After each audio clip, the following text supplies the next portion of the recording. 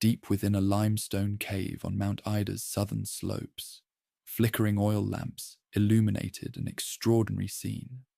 Thousands of pottery vessels lined the cavern walls, offerings left by worshippers over countless generations. The cave at Camares had become a sacred pilgrimage site, where humans communed with divine forces, marking the beginning of Europe's first great spiritual tradition. This was the island realm in the dawn of civilization, where communities were creating something unprecedented. While the pyramids rose along the Nile and cities flourished in Mesopotamia, an island civilization was taking shape in the heart of the Mediterranean that would surpass them all in artistic achievement and peaceful prosperity. The island itself seemed designed by nature for greatness. Stretching 160 miles from east to west, this mountainous landmass floated like a jewel between three continents. Its natural harbors opened toward Egypt to the south, Anatolia to the east, and the scattered Cycladic islands to the north. This crossroads position placed the realm at the intersection of maritime routes that would soon carry precious goods across the ancient world. Fertile valleys nestled between mountain ranges, watered by seasonal streams and blessed with Mediterranean sunshine. Unlike the great river valleys where civilization depended on massive irrigation projects, this island offered a gentler path to prosperity through diversified farming and natural abundance. The soil supported wheat, barley, olives, and grapes, while wild game roamed the hills and fish teemed in surrounding seas. When the Bronze Age dawned across the eastern Mediterranean, 3 millennia before Christ, small farming communities dotted the landscape. Carbon-14 dating of charcoal samples from these early sites reveals a remarkable transformation. Scattered Neolithic hamlets evolved into substantial villages with stone foundations and sophisticated ceramics. At Knossos, in the north-central region, people had lived continuously since 7000 BC, making it one of Europe's oldest occupied sites. Excavation layers tell the story of gradual growth and increasing sophistication. Simple pit houses gave way to rectangular limestone buildings. Basic earthenware evolved into elegant vessels decorated with spirals, lines, and geometric patterns that revealed both practical skill and artistic sensibility. These early islanders made a crucial choice that would define their civilization's character. They built for accessibility rather than defense. Unlike their mainland contemporaries, who constructed fortified hilltop communities, the inhabitants chose locations near fertile valleys and natural harbors.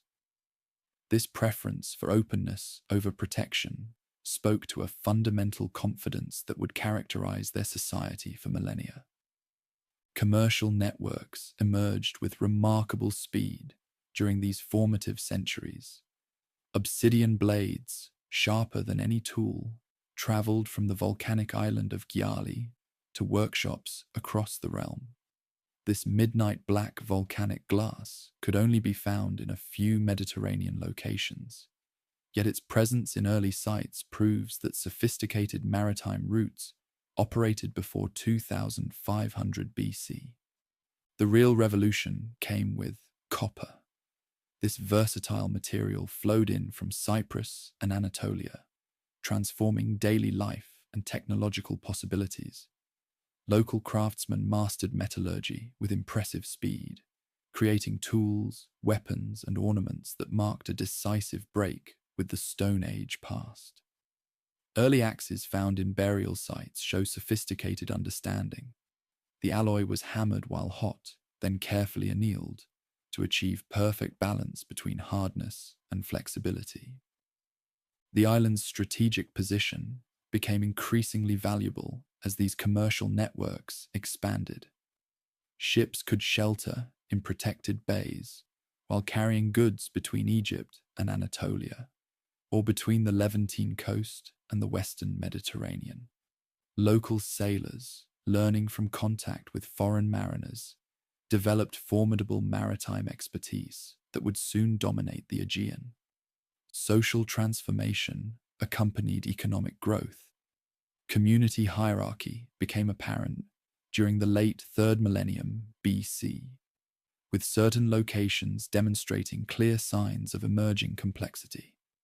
Knossos, blessed with fertile fields and a natural harbour, grew beyond the size of surrounding villages.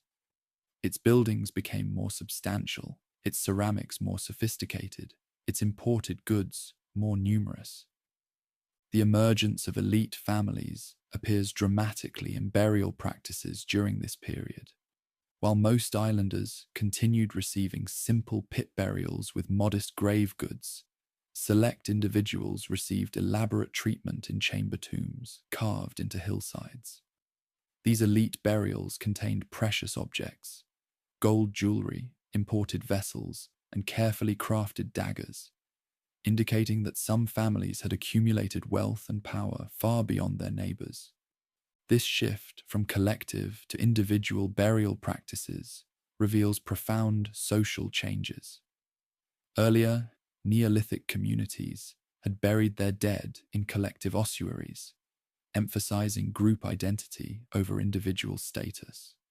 The appearance of single burials with distinctive grave goods marked the emergence of personal wealth and social hierarchy. Spiritual practices evolved alongside social complexity, creating traditions that would define the island's sacred beliefs. Small shrines appeared within communities, featuring distinctive curved horns of consecration, symbolic bull horns that crowned altar areas where groups gathered for ceremonies. These sacred emblems, crafted from stone or clay, represented the first flowering of what would become elaborate iconography. Bulls commanded special reverence from these earliest periods. Wild bulls roamed the mountains, powerful and dangerous animals that inspired both awe and respect. Their horns became sacred emblems, their images decorated ceramics and seals. This deep reverence would eventually develop into elaborate bull-leaping rituals that captured the imagination of later civilizations and gave birth to the legend of the Minotaur. Peak sanctuaries emerged across the island, ritual sites built on prominent mountaintops where ceremonies unfolded under the open sky. These elevated locations, visible from miles away, served as focal points for regional spiritual activity. The practice of mountain worship reflected profound connections between the people and their dramatic landscape. Goddess worship became increasingly prominent in spiritual life. Female figurines depicting women with prominent breasts and wide hips appeared in household shrines and burial contexts.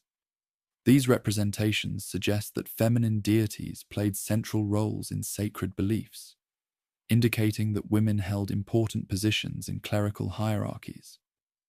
The development of Europe's first writing system began during this transformative period.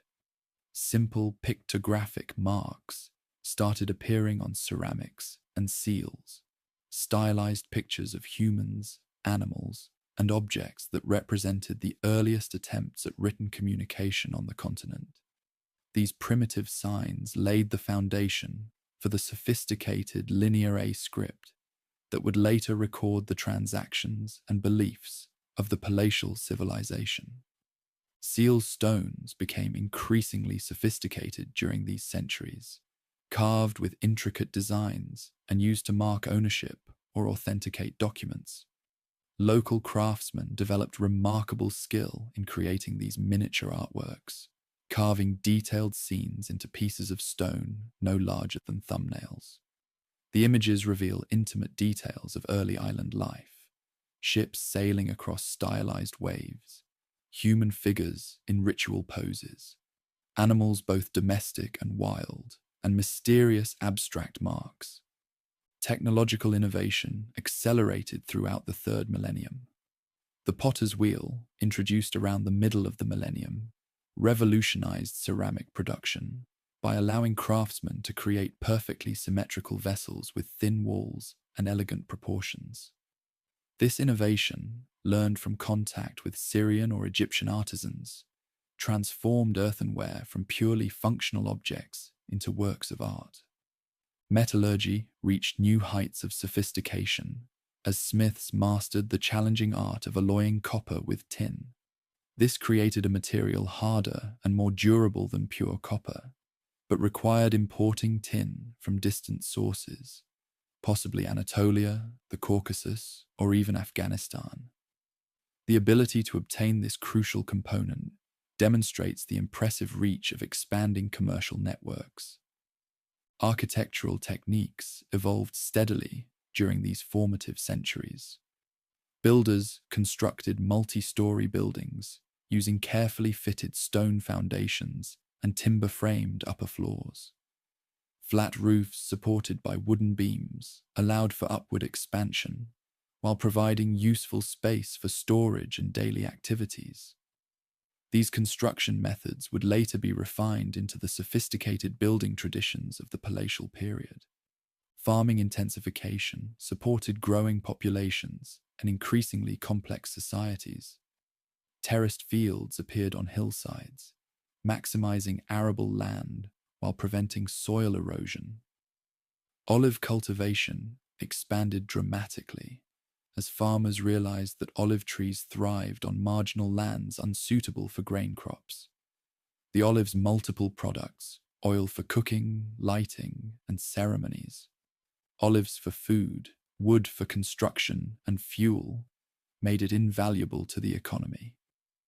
Craft specialization became pronounced as communities grew larger and more prosperous. Potters, metalworkers, stone carvers, and textile producers focused exclusively on their crafts, rather than combining production with farming. This specialization led to dramatic improvements in product quality and opened new possibilities for artistic expression. Textile production reached high levels of sophistication, judging from later representations and the elegance of island clothing. Sheep provided wool, while flax plants grown in valley bottoms supplied fibers for linen. The warm Mediterranean climate allowed for lightweight, colorful garments that would later amaze foreign visitors with their refinement. Maritime technology advanced rapidly as islanders learned from experienced seafarers from Cyprus, Syria, and Egypt. Early ships, represented in seal engravings and later frescoes, featured distinctive high prows and sterns perfectly suited for Mediterranean conditions. These vessels, built from local cypress and pine, could carry substantial cargoes while maintaining the speed and maneuverability necessary for successful expeditions. Permanent outposts emerged during this period as merchants recognized the advantages of maintaining bases in foreign ports. Small island communities appeared on Cycladic islands, serving as intermediary stations for commerce between the homeland and the mainland. These overseas establishments would later expand into a comprehensive network of commercial bases spanning the Aegean Sea.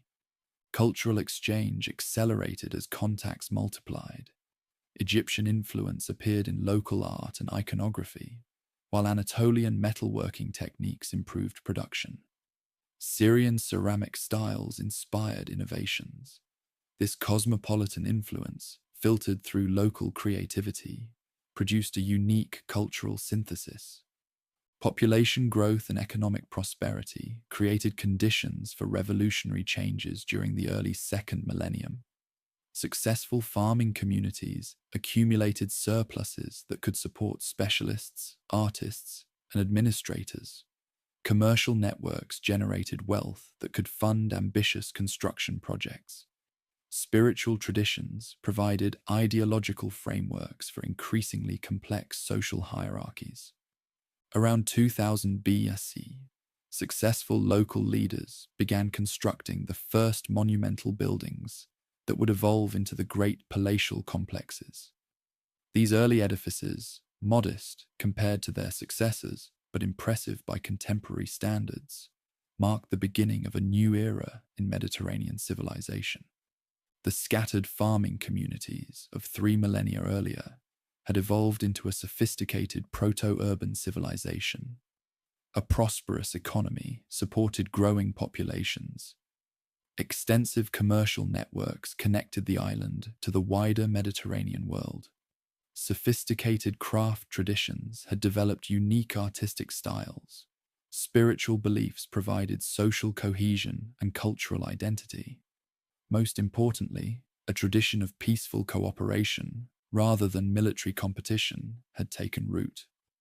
By the dawn of the second millennium, the foundations of greatness stood complete. Europe's first civilization was ready to construct the magnificent palatial centers that would make the island realm the Mediterranean's premier maritime power. The dawn of the second millennium, BC, brought revolutionary changes to the island realm. What began as modest ceremonial centers rapidly transformed into architectural marvels that would astonish the ancient world. At Knossos, Phaistos, Malaya, and Zakros, ambitious rulers commanded the construction of massive complexes that redefined Mediterranean society. These were not fortresses built for war, but centers of prosperity designed for peace. The first great structure at Knossos, begun around 1900 BC, covered over 4 acres of ground with a labyrinthine arrangement of rooms, corridors, and courtyards that seemed to grow organically from the landscape. Unlike the defensive citadels of contemporary cultures, these buildings opened their arms to welcome visitors, traders, and pilgrims from across the known world. The building innovations pioneered in these centers revolutionized construction techniques throughout the Mediterranean. Light wells, open vertical shafts that carried sunlight deep into interior spaces, eliminated the need for smoky torches in work areas. Sophisticated drainage systems channeled rainwater through carefully engineered conduits, preventing flooding while supplying the complex water needs of thousands of inhabitants. Advanced plumbing systems brought running water directly to royal apartments and ceremonial areas. Clay pipes, fitted with remarkable precision, carried fresh water from mountain springs to elaborate bathing facilities, complete with decorated bathtubs and flushing toilets. These hygienic innovations would not be matched in Europe for another 3,000 years, yet they were standard features in every major center by 1700 BC. The earthquake-resistant construction techniques developed by architects represented engineering mastery, born from harsh experience. The island's location along active seismic zones demanded innovative solutions. Builders employed flexible timber frameworks within massive stone foundations, allowing buildings to bend rather than break during earth tremors.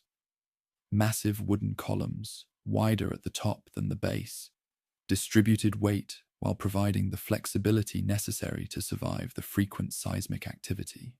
Storage capacity measurements from excavated magazines reveal the staggering scale of economic activity these centers coordinated. At Knossos alone, over 400 giant pithoi, enormous clay storage jars standing taller than a human, could hold more than 75,000 gallons of olive oil, wine, and grain. These systematic storage facilities enabled administrators to manage the farming output of thousands of estates across the island. The relationship between these grand complexes and surrounding communities created a unique form of governance that balanced central coordination with local autonomy. Each center controlled a distinct territory, collecting surpluses and craft products from dozens of satellite towns and rural estates. Unlike oppressive tributary systems common elsewhere, this arrangement benefited all participants through improved storage, distribution, and protection of essential resources. The mysterious script known as Linear A, though still undeciphered, provides tantalizing glimpses into the sophisticated bureaucracy that coordinated this complex economy. What scholars can decipher reveals meticulous record-keeping of livestock numbers, land holdings, craft production quotas, and spiritual offerings. The numerical systems and place names recorded in these documents show that bureaucrats maintain detailed knowledge of economic activity across their entire territories. The most readily interpretable content involves numbers and commodity signs. Scribes tracked thousands of sheep, hundreds of cattle, and vast quantities of products using a decimal system that facilitated complex calculations. Standardized measurement units for grain, oil, and other staples enabled precise resource management across geographically dispersed territories. Seals and their bureaucratic functions became increasingly sophisticated during this period. Hieroglyphic seals, carved with intricate spiritual and governmental symbols, authenticated documents, and marked ownership of goods. Officials used distinctive seal designs to validate transactions, creating an early form of identification that ensured accountability throughout the hierarchy. Craft specialization reached unprecedented levels within these complexes. Dedicated workshops for pottery production, metalworking, textile manufacturing, and stone carving occupied entire sections of buildings. Evidence from these areas reveals the tools, raw materials, and unfinished products that document intensive manufacturing activity coordinated by administrators. The artistic achievements emerging from these specialized workshops transformed Mediterranean aesthetic traditions. Frescoes, painted in brilliant blues, reds, and yellows, derived from imported pigments, depicted scenes of natural beauty and human grace that broke dramatically with the rigid conventions of Egyptian and Mesopotamian art. Flowing dolphins cavorted across bathroom walls, while elegant court ladies with elaborate hairstyles participated in sacred ceremonies. Marine motifs dominated decoration, reflecting the islanders' deep connection to the sea that surrounded and sustained them. Octopi with sinuous tentacles decorated pottery vessels, while schools of flying fish swam across walls. These naturalistic representations revealed an artistic philosophy that celebrated the beauty of the natural world, rather than emphasizing human domination over nature. Open design characterized every aspect of these structures, from grand staircases that welcome visitors to spacious courtyards where crowds gathered for ceremonies.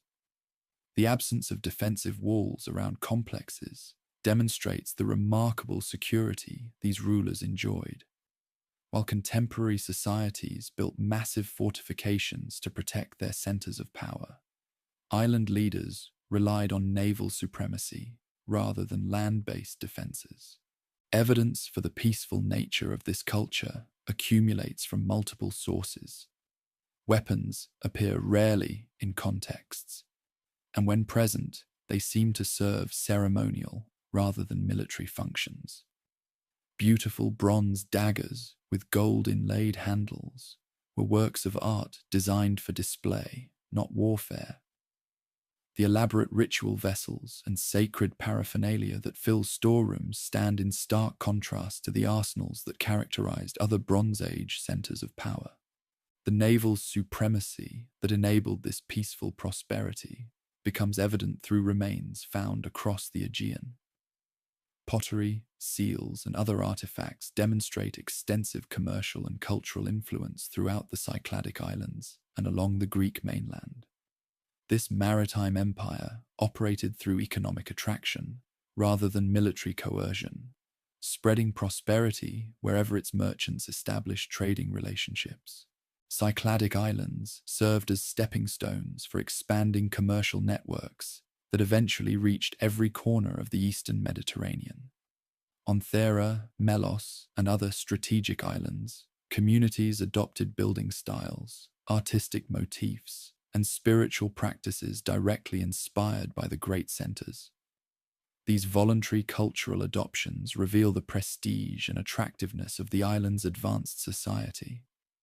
Mainland Greece experienced profound cultural transformation through contact with this sophisticated culture. At Mycenae, Pylos, and other emerging centers, local rulers adopted construction techniques, artistic styles, and governmental practices learned from island merchants and craftsmen. The famous shaft graves at Mycenae, filled with gold masks and elaborate weapons, show clear influence from artistic traditions combined with mainland military preferences. Spiritual practices centered on these complexes reached extraordinary levels of elaboration during this period. Priest kings, wearing elaborate ceremonial costumes and distinctive feathered crowns, presided over rituals that combined devotion with political authority. These rulers served as intermediaries between the human and divine realms, deriving their legitimacy from special relationships with the island's protective deities. Snake goddesses, represented in spectacular faience figurines found in shrines, embodied the feminine divine power that seemed to dominate sacred life. These bare-breasted figures, holding writhing serpents in outstretched hands, commanded both reverence and awe. Their prominent placement in sanctuaries suggests that women held positions of extraordinary influence in clerical hierarchies. Sacred caves throughout the island became pilgrimage destinations connected to state-sponsored festivals. At Psychro, Ida, and other mountain caverns, worshippers left thousands of bronze figurines, ceramic vessels, and precious ornaments as offerings to subterranean deities. These cave sanctuaries, linked to centers through processional roads and ceremonies, created an island-wide network of sacred sites. Peak sanctuaries proliferated during this period, with over 20 major mountaintop sites serving communities across the island. These elevated temples, visible from great distances, coordinated regional spiritual activities, while reinforcing the visual connection between human settlements and the divine forces believed to reside in high places. Bull leaping emerged as the most spectacular and physically demanding ritual of this era. Young athletes, both male and female according to fresco evidence, performed death-defying acrobatic feats using live bulls as partners in elaborate ceremonies. These performances, conducted in central courtyards before crowds of spectators, required extraordinary physical conditioning and precise timing. The physics of bull leaping, analyzed by modern experts, reveals that these performances were indeed possible, rather than purely symbolic representations. The athletes approached charging bulls head-on, grasped the animal's horns, and used the bull's upward head movement to vault completely over the animal's back, in a spectacular display of human agility and courage. The spiritual significance of these performances probably related to themes of human cooperation with natural forces rather than domination over them. Gender roles in this society demonstrate remarkable equality compared to contemporary cultures. Frescoes depict women participating in ceremonies, athletic competitions, and social gatherings with apparent freedom and dignity. The prominent representation of goddesses in sacred art, combined with evidence for female priestesses and possible female rulers, suggests that women enjoyed high status and considerable authority. The thalassocracy that emerged from coordinated naval resources created the Mediterranean's first true maritime empire. Unlike land-based empires that conquered territory through military force, this naval hegemony operated through commercial networks, cultural influence, and technological superiority. Island fleets controlled sea routes not through violence, but through superior seamanship and mutually beneficial trading relationships. This peaceful approach to imperial expansion created unprecedented prosperity throughout the Aegean region. Communities that joined the commercial network gained access to exotic goods, advanced technologies, and artistic innovations that enhanced their quality of life. The absence of military conquest meant that local traditions could blend with influences, creating diverse regional variations within a broader cultural synthesis. The script tablets provide tantalizing glimpses into the bureaucracy that coordinated this complex system. Though undeciphered, numerical notations and recognizable place names reveal a network that tracked resources, managed distribution, and coordinated activities across hundreds of communities. The sophisticated record-keeping capabilities evident in these documents enabled administrators to manage economic activity on a scale not seen again in Europe for over a millennium. The limits of modern understanding regarding this writing system create one of archaeology's most frustrating mysteries. While scholars can read numbers, recognize some place names, and identify commodity signs, the grammatical structure and vocabulary of the language remain completely unknown. This linguistic isolation suggests that the inhabitants spoke a non-Indo-European language unrelated to later Greek, making decipherment extraordinarily challenging. Art and building design from this period expressed a distinctive worldview that celebrated cosmic order through human creativity. The elaborate geometric patterns that decorated floors, the naturalistic frescoes that covered walls, and the elegant pottery that filled storerooms all reflected a sophisticated aesthetic philosophy that found divine beauty in both mathematical precision and organic forms. The integration of indoor and outdoor spaces reflected deep appreciation for natural environments. Gardens, courtyards, and terraces created seamless transitions between built and natural spaces, while large windows and open doorways ensured that fresh air and natural light filled interior areas. This design philosophy would later influence classical Greek and Roman building traditions. Technological innovations pioneered in workshops spread throughout the Mediterranean world through commercial contacts. Advanced pottery techniques, sophisticated metalworking methods, and innovative construction solutions developed by craftsmen were adopted by communities across the region. The peaceful nature of cultural transmission meant that innovations could be shared freely rather than hidden as military secrets. The economic foundations of prosperity rested on diversified production rather than exploitation of conquered peoples. Estates, craft workshops, and trading ventures all contributed to the wealth that funded construction and supported the elaborate court life depicted in frescoes. This broad-based economy proved remarkably resilient compared to military empires dependent on constant conquest for financial support. International relations during this period demonstrate the high regard in which the island culture was held by contemporary powers. Egyptian texts mention diplomatic contacts, while Mesopotamian sources reference the exotic goods and skilled craftsmen that came from the islands in the midst of the sea. These peaceful diplomatic relationships enabled cultural exchange that enriched all participants. The sophisticated urban planning, evident in complexes and associated towns, created living environments that prioritized human comfort and social interaction. Wide corridors encouraged movement and gathering, while numerous courtyards provided spaces for community activities. The integration of workshops, governmental areas, and residential quarters within single structures created the world's first true cities, designed for both efficiency and quality of life. By 1600 BC, this remarkable society had reached its zenith of power and cultural achievement. 4 major centers coordinated the economic and spiritual life of dozens of towns and hundreds of rural communities.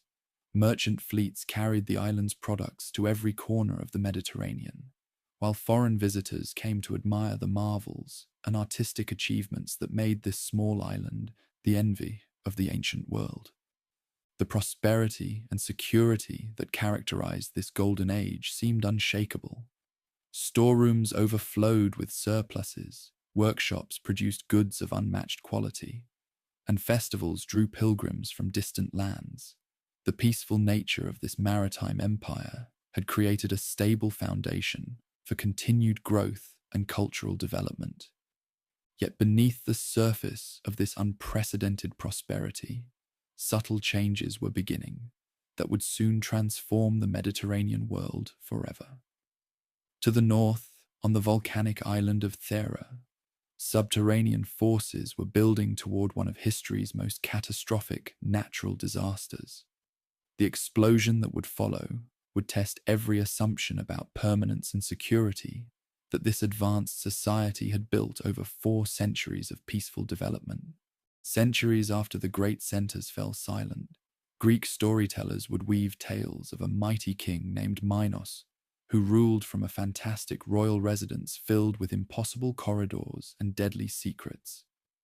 These legends spoke of Pasiphae, the queen who loved a bovine creature, and their monstrous offspring, the Minotaur, imprisoned within an inescapable maze called the Labyrinth. Every 7 years, according to these myths, Athens was forced to send 7 young men and 7 young women to feed this beast, until the hero Theseus finally slayed the monster and escaped using a thread given to him by the king's daughter, Ariadne. These stories preserve distant memories of a real maritime empire that had once dominated the Aegean. The labyrinthine corridors that so captivated later imaginations were not mythical constructions, but actual features of the great centers, whose complex layouts genuinely resembled mazes to foreign visitors. The bovine worship that seemed so exotic to classical Greeks had indeed been central to Cretan beliefs, though the reality was far more sophisticated than the gruesome myths suggested. When Sir Arthur Evans began excavating at Knossos in 1900, he immediately recognized the connection between reality and mythological memory. The twisted passages, the elaborate throne room, the spectacular wall paintings depicting leaping ceremonies, all breathed life into the ancient stories. Evans himself coined the term Minoan for this lost culture, naming it after the legendary King Minos, whose existence had been dismissed as pure fantasy until the spades revealed the undeniable magnificence of his supposed realm. The throne room at Knossos, with its alabaster seat still in place after 3.5 millennia, provided the most dramatic link between myth and reality. Here, surrounded by painted griffins and ritual vessels, a real ruler had once held court in circumstances that must have seemed magical to Bronze Age visitors. The throne itself, carved from gypsum and designed for ritual rather than comfortable seating, spoke to the sacred nature of kingship in this remarkable society. Women held positions of extraordinary authority throughout this culture, far exceeding anything known in later classical antiquity. The numerous goddess figurines, the prominent female figures in wall paintings, and the complete absence of male-dominated warrior imagery all pointed to a society where feminine power was not only accepted, but celebrated. Serpent goddesses, with their hypnotic reptilian companions, commanded reverence in household shrines and major temples alike. The question of political organization remains one of history's most intriguing puzzles. Unlike contemporary states with their clearly identifiable royal burials and military hierarchies, Cretan society left remarkably few traces of individual rulers or dynastic succession. No royal tombs comparable to Egyptian pyramids or Mesopotamian ziggurats have been discovered. This absence suggests that power was distributed more broadly than in typical Bronze Age kingdoms. The society operated as a theocracy, ruled by priest kings who derived authority from sacred rather than military sources. The elaborate ritual chambers found in every major center, the absence of fortifications, and the prominence of ritual objects all support this reality. These rulers governed through religious charisma and economic coordination, rather than through fear and military conquest. The iconography found throughout the centers revealed a complex belief system that defied the anthropomorphic tendencies common in other ancient civilizations. Instead of depicting gods in human form, artists preferred abstract symbols: the double axe, the horns of consecration, the sacred pillar, the tree of life. These symbols appeared on seals, painted walls, pottery, and ritual objects, creating a consistent visual language that communicated sacred concepts across the entire society. Peak temples scattered across the mountainous landscape served as focal points for this distributed belief system. At Juktas, Petsofa, and dozens of other elevated sites, communities gathered to participate in ceremonies that connected local worship with realm-wide traditions.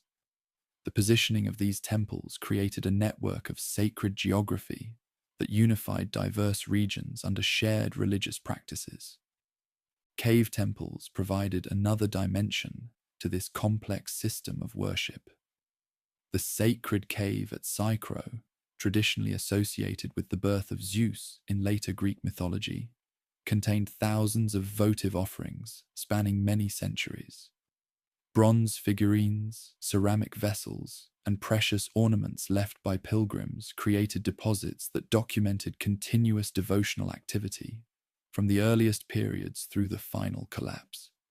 At Animosbilia, high on the northern slopes of Mount Juktas, archaeologists discovered the only clear instance of human sacrifice in Crete's long history.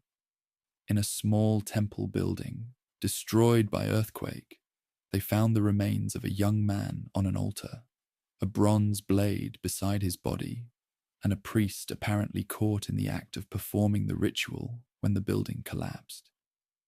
This single dramatic discovery stands in stark contrast to the thousands of peaceful religious sites found across the realm, emphasizing just how extraordinary such violence was in this generally harmonious culture.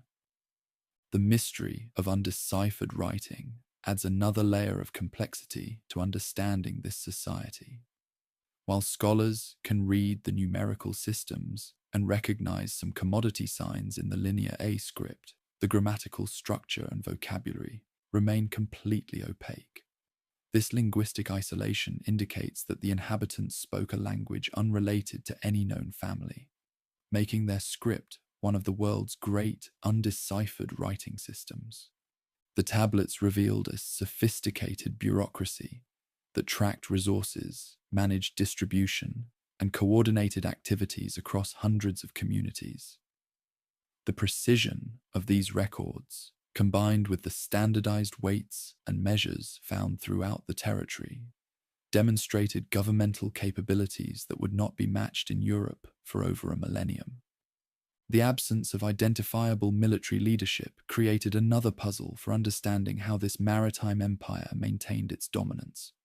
Cretan rulers left no elaborate warrior burials, no military iconography, and remarkably little evidence for organized warfare or military hierarchy. This peaceful orientation was genuine rather than simply the result of incomplete preservation.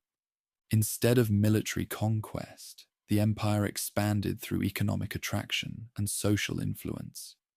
Communities throughout the Aegean voluntarily adopted architectural styles, decorative motifs, and technological innovations, indicating that membership in the commercial network provided tangible benefits that outweighed any loss of local autonomy.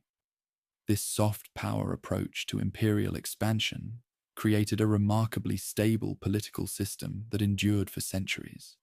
The comparison with contemporary Bronze Age societies made this peaceful orientation even more remarkable. While Mesopotamian kings boasted of cities destroyed and enemies slaughtered, while Egyptian pharaohs commissioned reliefs showing rows of bound captives, Cretan rulers left visual records celebrating natural beauty, athletic achievement, and religious devotion. This fundamental difference in values shaped every aspect of their remarkable civilization.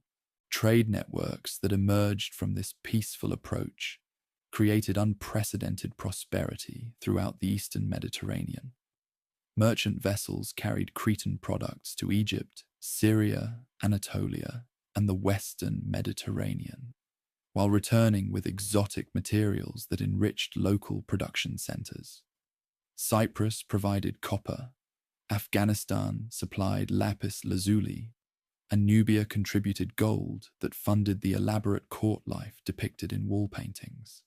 Technological innovations that emerged from this prosperous economy revolutionized Bronze Age craftsmanship. Advanced pottery techniques, sophisticated metalworking methods, and innovative construction solutions developed in Cretan production centers spread throughout the Mediterranean world.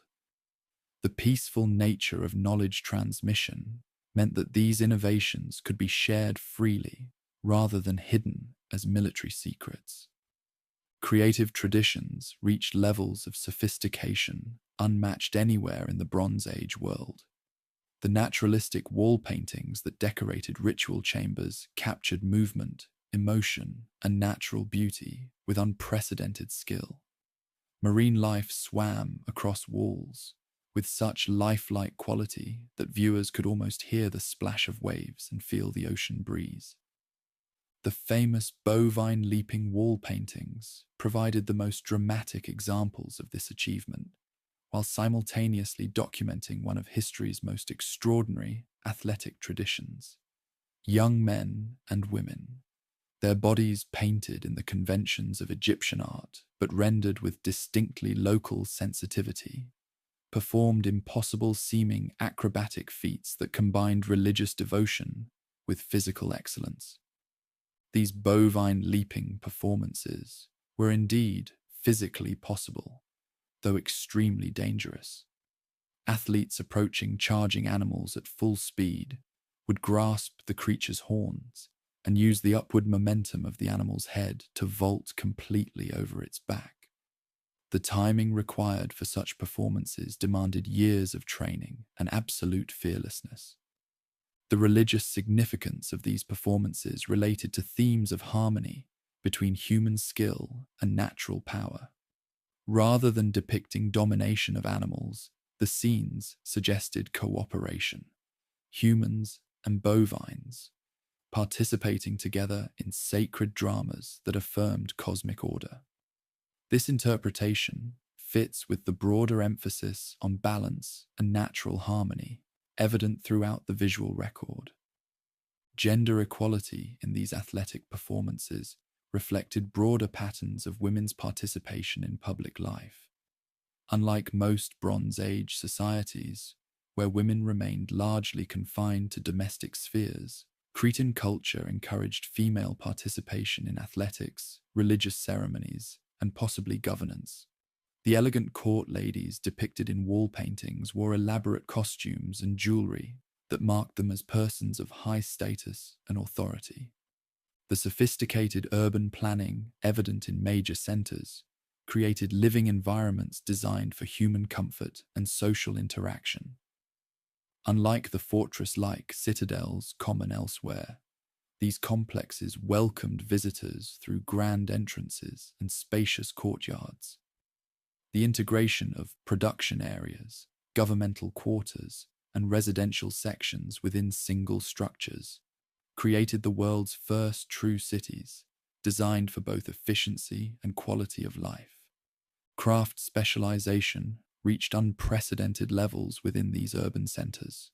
Dedicated production areas for pottery creation, metalworking, textile manufacturing, and stone carving employed hundreds of skilled artisans who focused exclusively on their trades. This specialization enabled the creation of goods whose quality and visual merit would not be equaled in Europe for many centuries. The textile industry, though leaving limited direct traces, must have been extraordinarily sophisticated, judging from the elaborate costumes depicted in wall paintings. The complex patterns, vibrant colors, and elegant draping shown in visual representations required advanced weaving techniques and sophisticated dyeing processes that made Cretan fabrics prized throughout the Mediterranean. Maritime technology developed by local shipwrights enabled the creation of vessels capable of long-distance voyages while maintaining the cargo capacity necessary for profitable trade. The ships, depicted in seals and painted scenes, featured distinctive high prows and sterns that provided stability in rough seas, while creating the graceful lines that made these vessels works of art as well as functional craft. The network of overseas trading posts established by merchants created the ancient world's first truly international commercial system. From the Cycladic archipelago to the Levantine coast, Cretan communities maintained permanent bases that facilitated trade while spreading influence.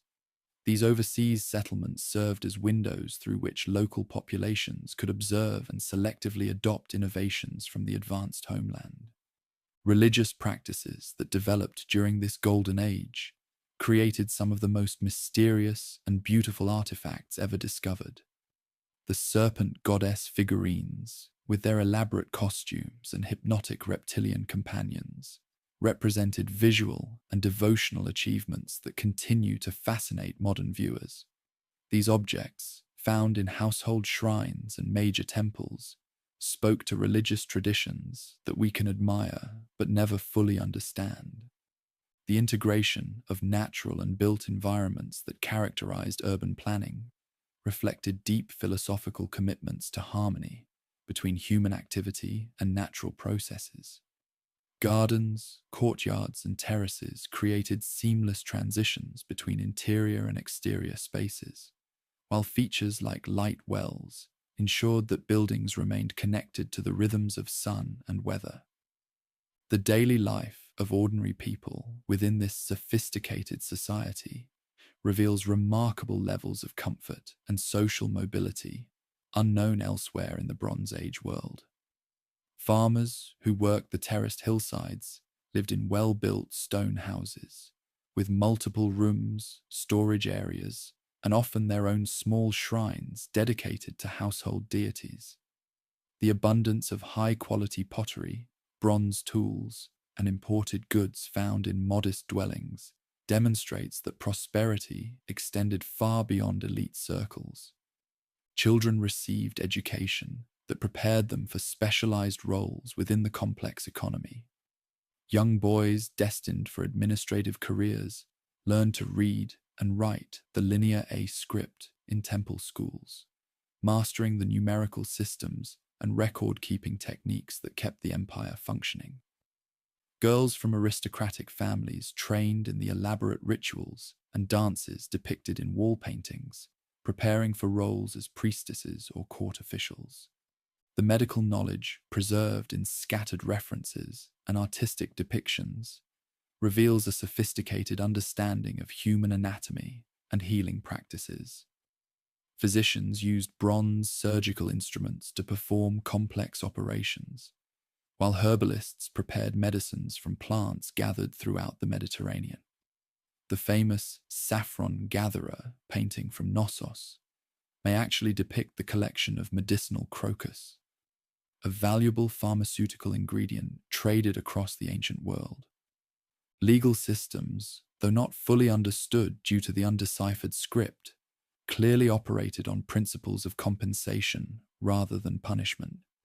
The absence of prisons or execution sites in major centers, combined with the peaceful imagery found throughout the realm, suggests that justice focused on restoring social harmony rather than inflicting suffering. Disputes were probably resolved through arbitration by religious authorities who derived their legitimacy from divine rather than military sources. The sophistication of Cretan mathematics becomes apparent through architectural measurements and pottery proportions that demonstrate knowledge of advanced geometric principles.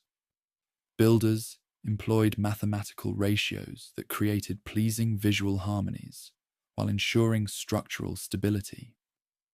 The famous golden section appears repeatedly in palace proportions, indicating that architects understood aesthetic principles that would later be codified by classical Greek mathematicians.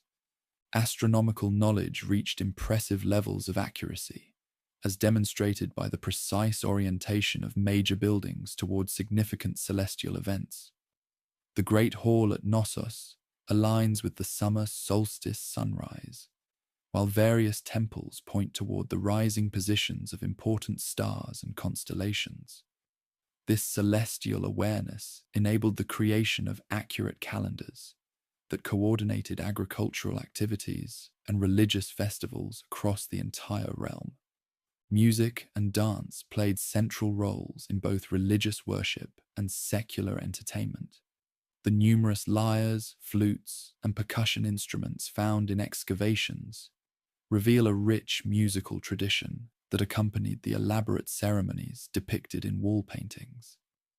Professional musicians enjoyed high status within the social hierarchy, as evidenced by their prominent representation in palace art and their burial with valuable instruments. The complexity of Cretan religious thought becomes apparent through the sophisticated symbolism employed in sacred art. The double axe, appearing in countless contexts, symbolized divine power that could both create and destroy. Tree and pillar worship connected earthly communities with cosmic forces, while the labyrinthine patterns found on pottery and seals may have represented spiritual journeys through multiple levels of existence. Foreign visitors to the great centers left accounts that preserved in later Greek literature describe a land of wonder and prosperity that seemed almost magical to contemporary observers. Egyptian traders wrote of palaces that surpassed pharaonic residences in elegance and comfort. Syrian merchants praised the quality of Cretan craftsmanship and the fairness of commercial dealings. These testimonies, filtered through centuries of retelling, contributed to the mythological reputation that would outlast the civilization itself. The role of festivals in maintaining social cohesion cannot be overstated. Seasonal celebrations brought together people from across entire regions, creating opportunities for trade, marriage negotiations, and cultural exchange.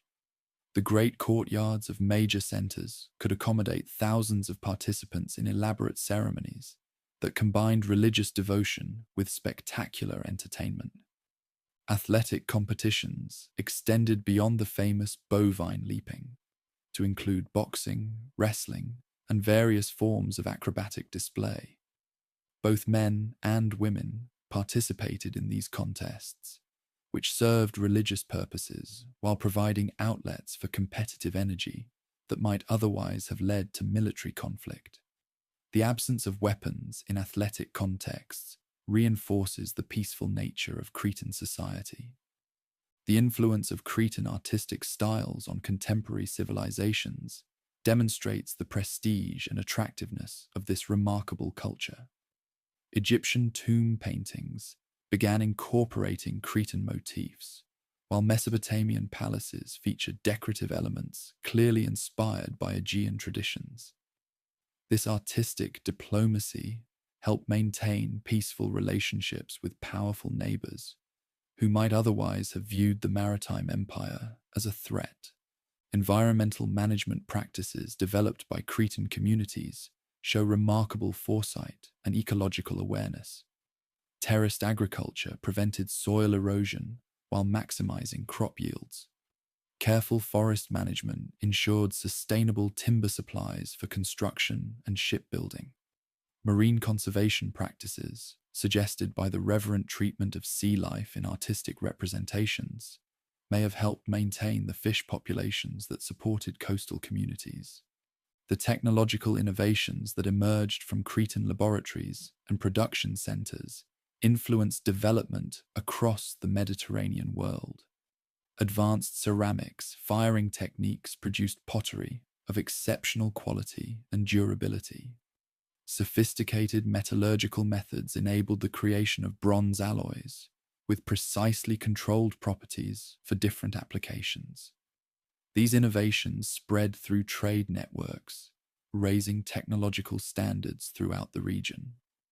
By the middle of the 16th century, before the Common Era, this remarkable civilization had achieved a level of prosperity, creative achievement, and international influence unmatched anywhere in the Bronze Age world.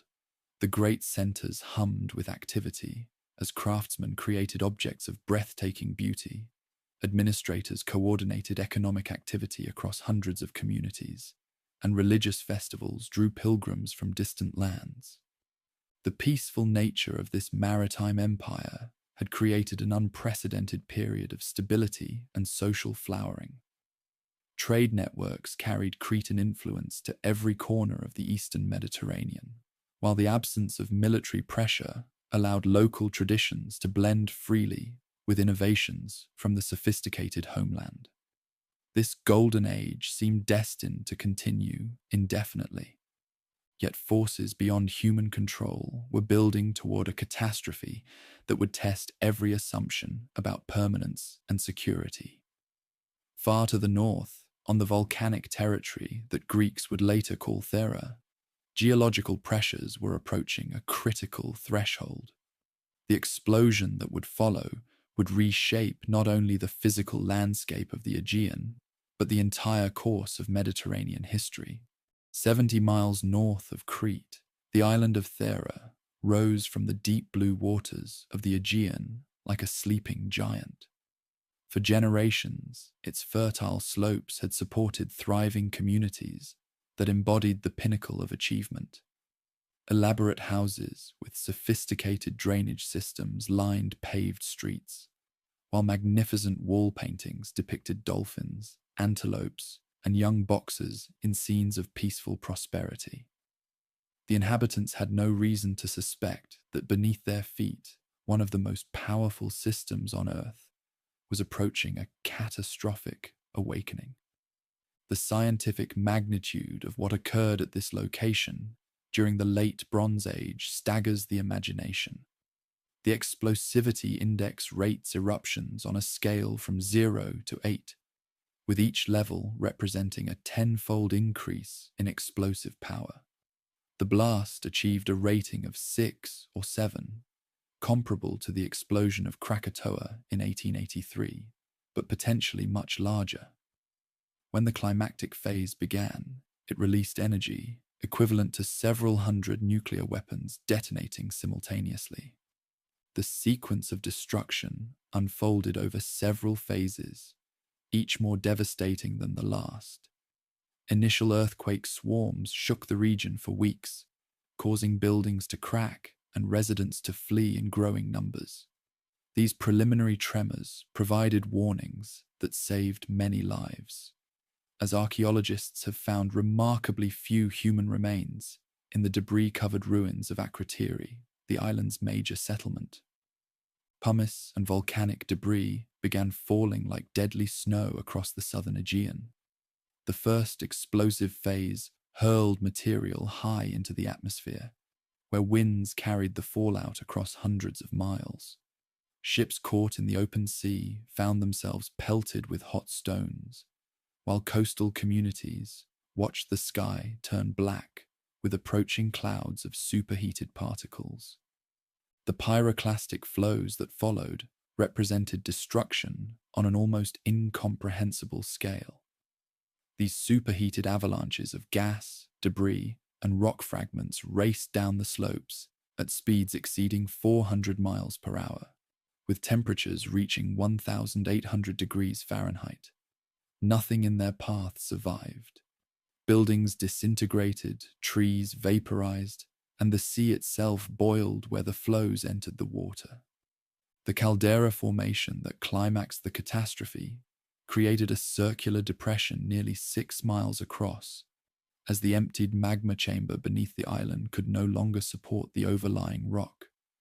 The landmass literally fell into itself, creating a geological wound that remains visible today. This process triggered the most destructive phase of the entire event: massive sea waves that radiated outward across the eastern Mediterranean. Geological evidence from across the region documents the giant waves' devastating impact.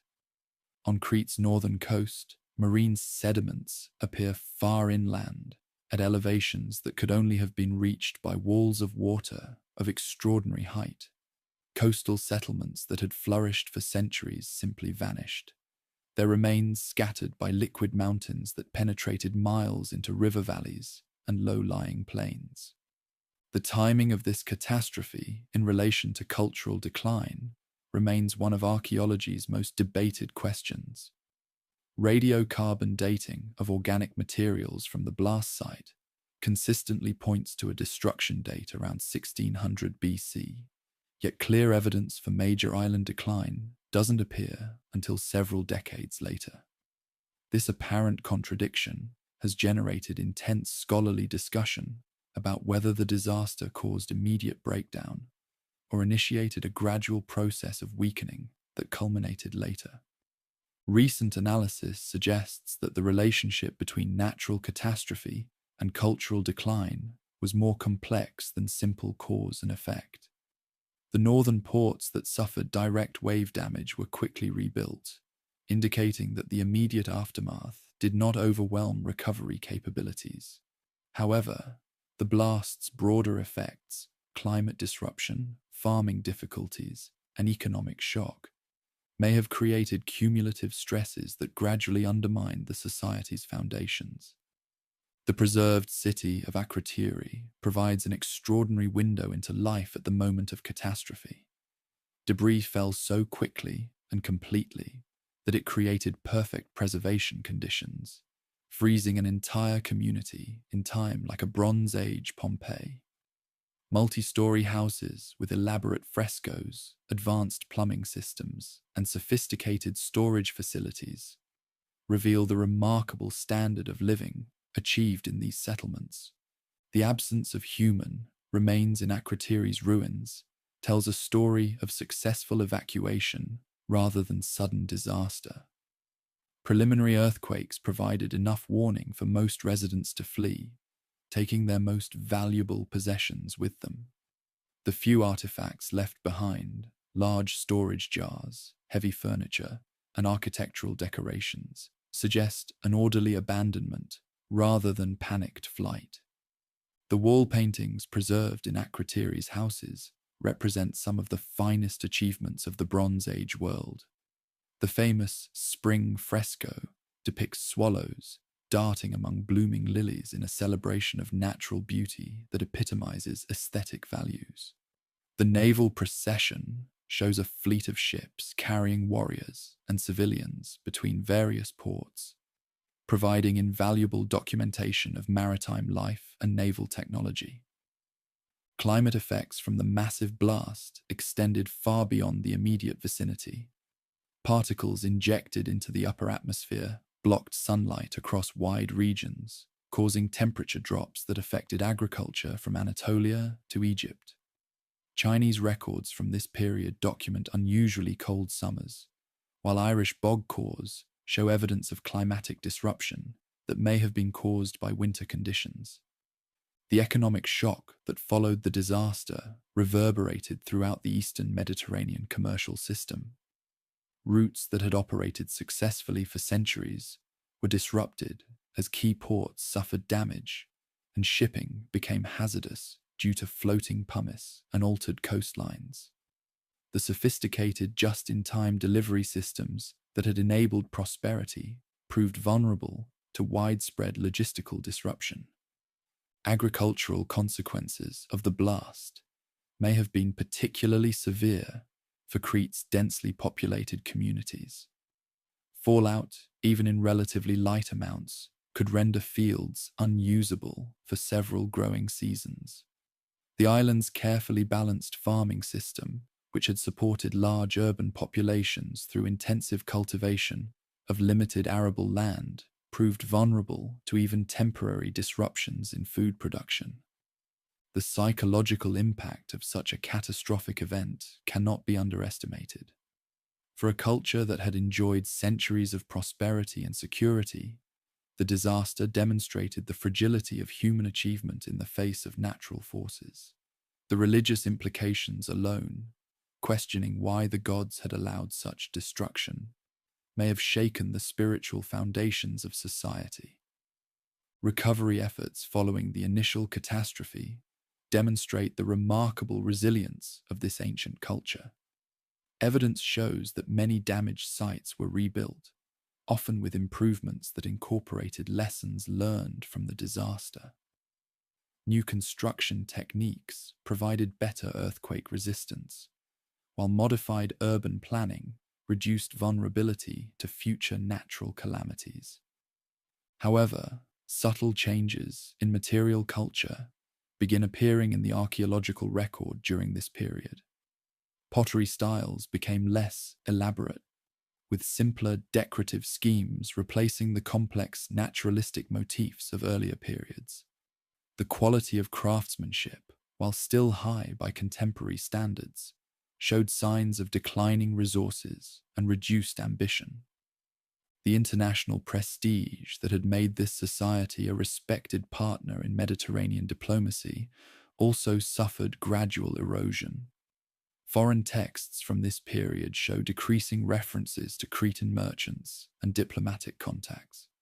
The influence that had spread artistic styles and technological innovations throughout the Aegean began to wane as other powers filled the vacuum. Meanwhile, on the Greek mainland, Mycenaean societies were experiencing rapid growth and increasing sophistication. These warrior-dominated communities had long admired and borrowed from island achievements, but they organized their settlements around military rather than commercial principles. As Cretan power weakened, mainland influence expanded to fill the emerging power vacuum. The contrast between island and mainland approaches to governance became increasingly apparent during this period of transition. While Crete continued to rely on economic coordination and religious authority, the mainland societies developed military hierarchies and fortified centers that could respond more effectively to crisis conditions. The peaceful orientation that had been the greatest strength now appeared as a potential weakness. Commercial systems that had been carefully cultivated over centuries began shifting toward mainland centers as Mycenaean merchants proved more aggressive and adaptable than their Cretan counterparts. The gradual reorientation of business relationships reduced the economic foundations of prosperity, while strengthening potential rivals who would eventually challenge Cretan dominance directly. Technological innovations that might have helped Crete adapt to changing conditions were instead flowing outward to communities that could offer better security and more reliable partnerships. The peaceful transmission of knowledge that had characterized the Golden Age now worked against the homeland as former students became competitors and eventual successors. Religious practices also showed signs of evolution during this transitional period. The elaborate goddess worship that had characterized classical spirituality gradually incorporated more masculine and militaristic elements, possibly reflecting influence from mainland traditions or adaptation to more dangerous times. The bull-leaping ceremonies that had symbolized harmony between humans and natural forces became less prominent in representations. The palace system that had coordinated the realm for centuries faced increasing challenges as local communities developed greater autonomy. Regional centers that had once deferred to Knossos began making independent decisions about business relationships, defensive arrangements, and resource allocation. This decentralization, while perhaps necessary for local survival, weakened the island-wide coordination that had been crucial to success. Foreign relations became increasingly complex as the traditional Mediterranean balance of power shifted. Egypt, facing its own internal challenges, provided less reliable support for Cretan merchants. Mesopotamian states were experiencing political fragmentation that reduced their demand for luxury goods. The stable international environment that had enabled peaceful expansion was giving way to a more volatile and militaristic age. Evidence from late sites reveals increasing concern with defense and security. Settlements that had previously operated without fortifications began constructing walls and defensive towers. The open architectural style that had characterized buildings gave way to more protected designs that prioritized security over accessibility. The writing system that had coordinated administration also showed signs of stress during this period. Linear A tablets from late contexts reveal simplified recording systems and reduced bureaucratic complexity. The sophisticated resource management that had enabled palace-based coordination was apparently becoming less effective as conditions grew more difficult. Memory of the Great Blast became embedded in later Greek mythology through stories of divine punishment and natural catastrophe. The myth of Deucalion's flood, which describes a world-destroying deluge followed by renewal, may preserve folk memories of the waves that devastated Aegean communities. These stories, filtered through centuries of oral tradition, transformed historical catastrophe into timeless moral lessons.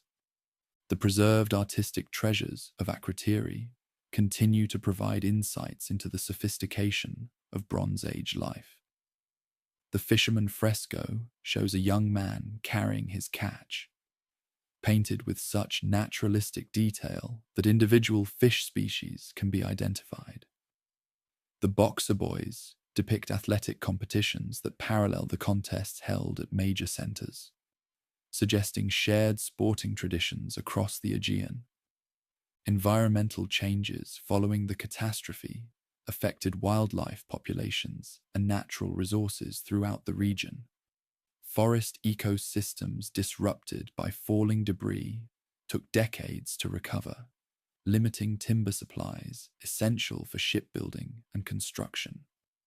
Marine life populations, stressed by the physical and chemical changes in seawater, may have reduced the fishing yields that supported coastal communities. The gradual shift in pottery styles during this period reflects changing aesthetic preferences and possibly reduced artistic training.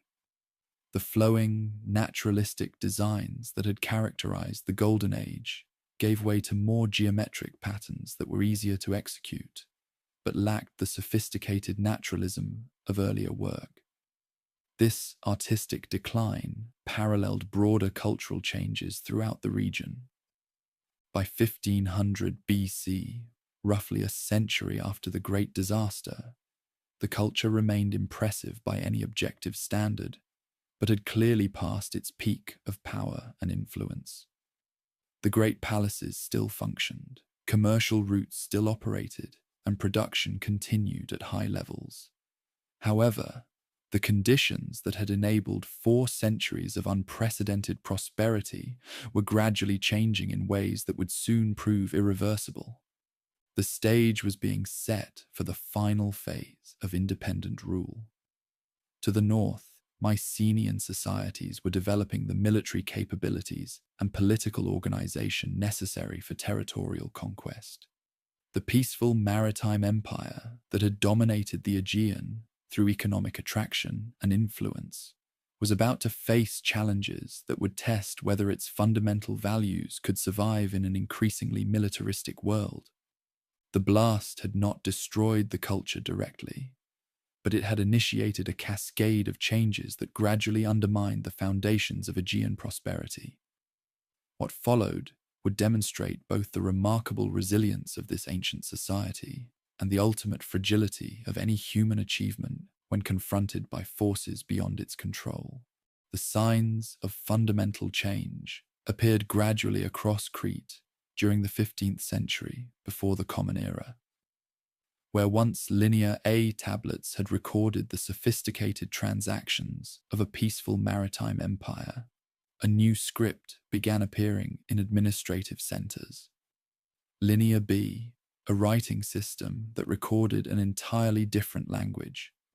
The transformation was subtle at first, confined to certain governmental buildings and official records, but it marked the beginning of the end for independent rule on the territory that had birthed Europe's first great society. Archaeological layers from this period tell a story of conquest disguised as evolution. The pottery styles that emerged during these decades known to scholars as Late Minoan 2b, showed fundamental departures from established aesthetics. Gone were the flowing, naturalistic designs that had celebrated marine life and natural beauty. In their place appeared geometric patterns, stylized warriors, and decorative motifs that clearly reflected mainland Greek influences. The mainland Greeks had arrived not as crude barbarians overwhelming a sophisticated society, but as ambitious students who had learned their lessons too well. For centuries, they had admired and absorbed the achievements of their neighbors, the architectural innovations, the artistic techniques, the commercial practices that had made Crete the envy of the Bronze Age world. Now, with armed organization that the peaceful inhabitants could not match, they came to claim their inheritance. The takeover appears to have been remarkably bloodless, at least in its initial phases. No burned destruction layers mark the transition at major centers. No mass graves document resistance and slaughter. Instead, the evidence points to a gradual assumption of control by mainland administrators who understood the value of preserving the economic and social systems they were acquiring. The Greeks were conquerors, but they were also pragmatists who recognized that destroyed infrastructure served no one's interests.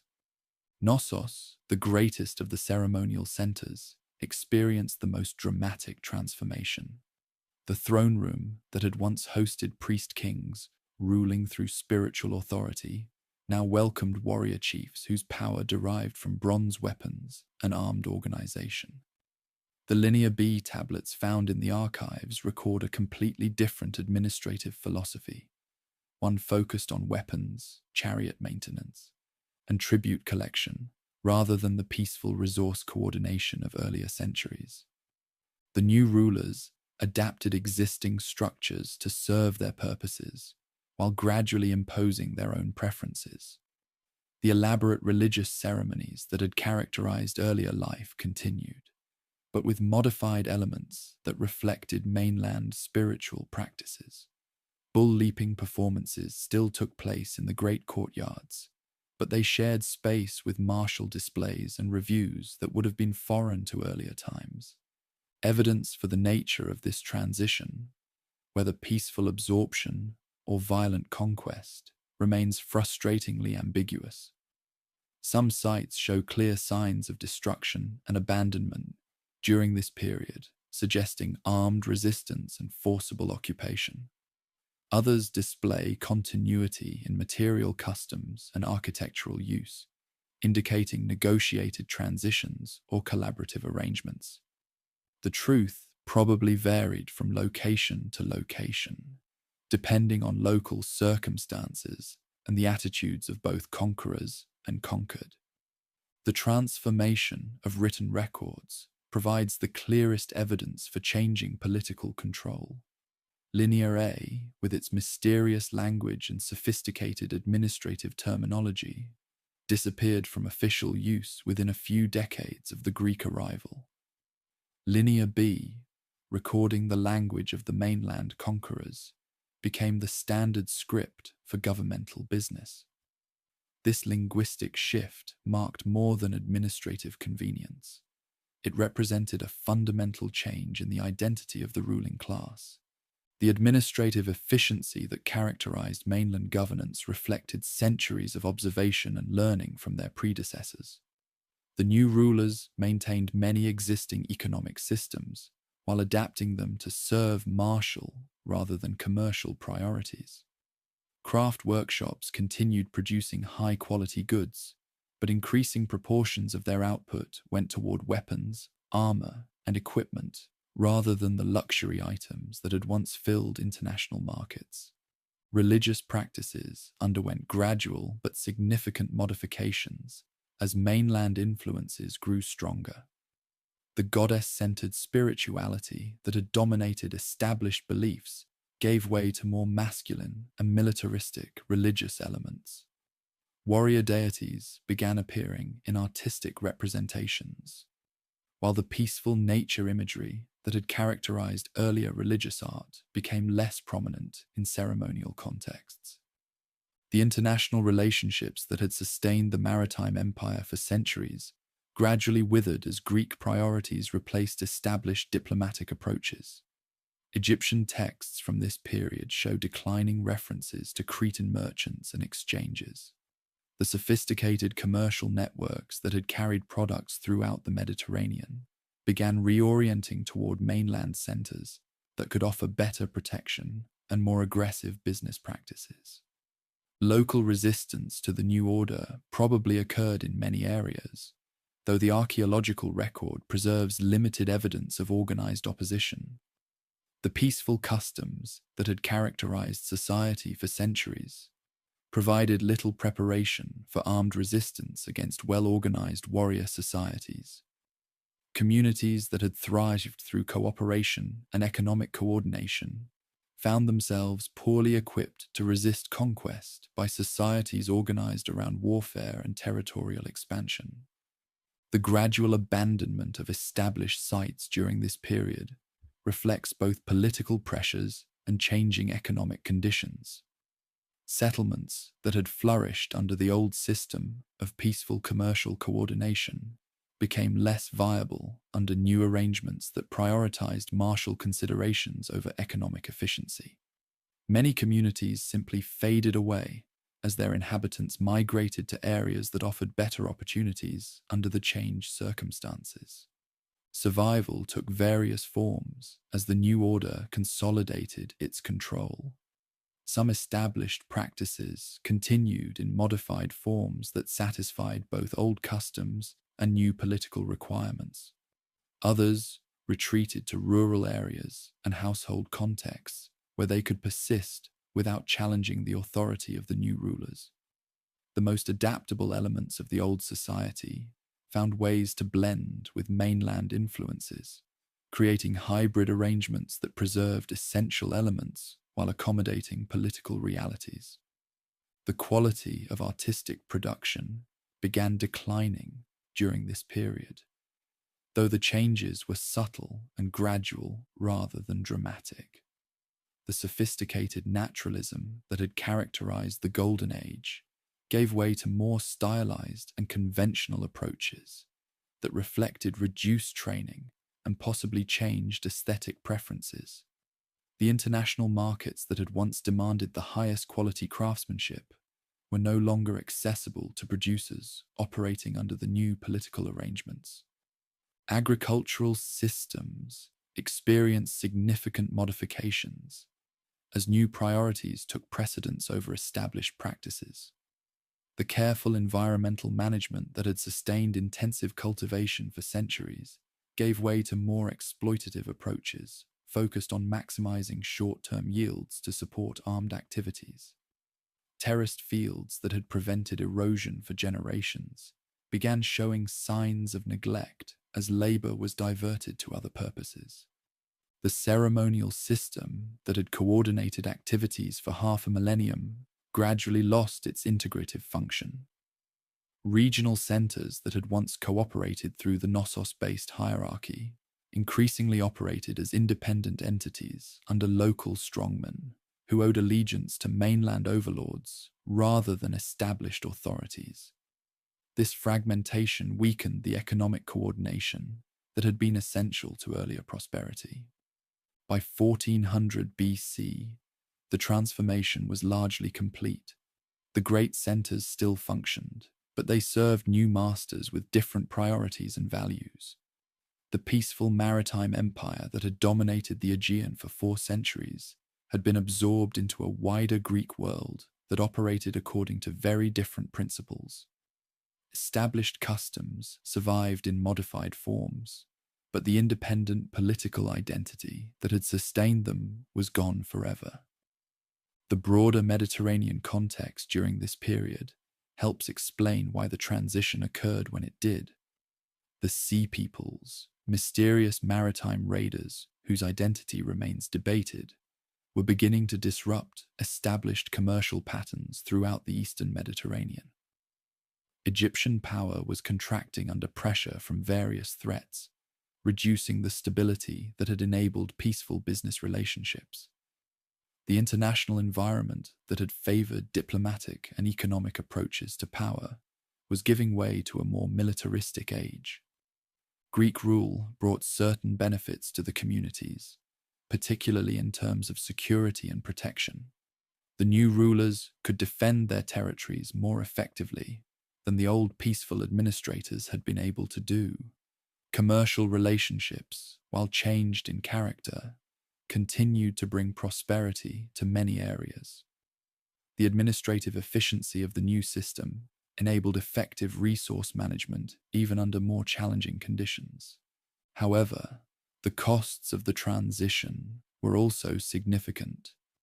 The creativity that had flourished under the old system declined as resources were diverted to martial purposes.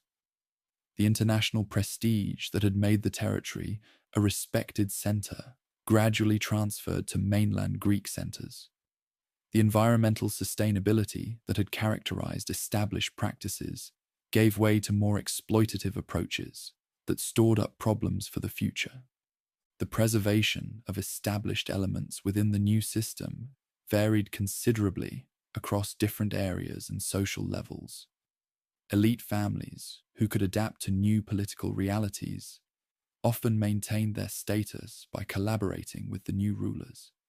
Craft specialists whose skills remained valuable found ways to continue their work under changed circumstances. Rural communities, less directly affected by political changes, preserved many established practices in modified forms. The linguistic transformation that accompanied political conquest had profound implications.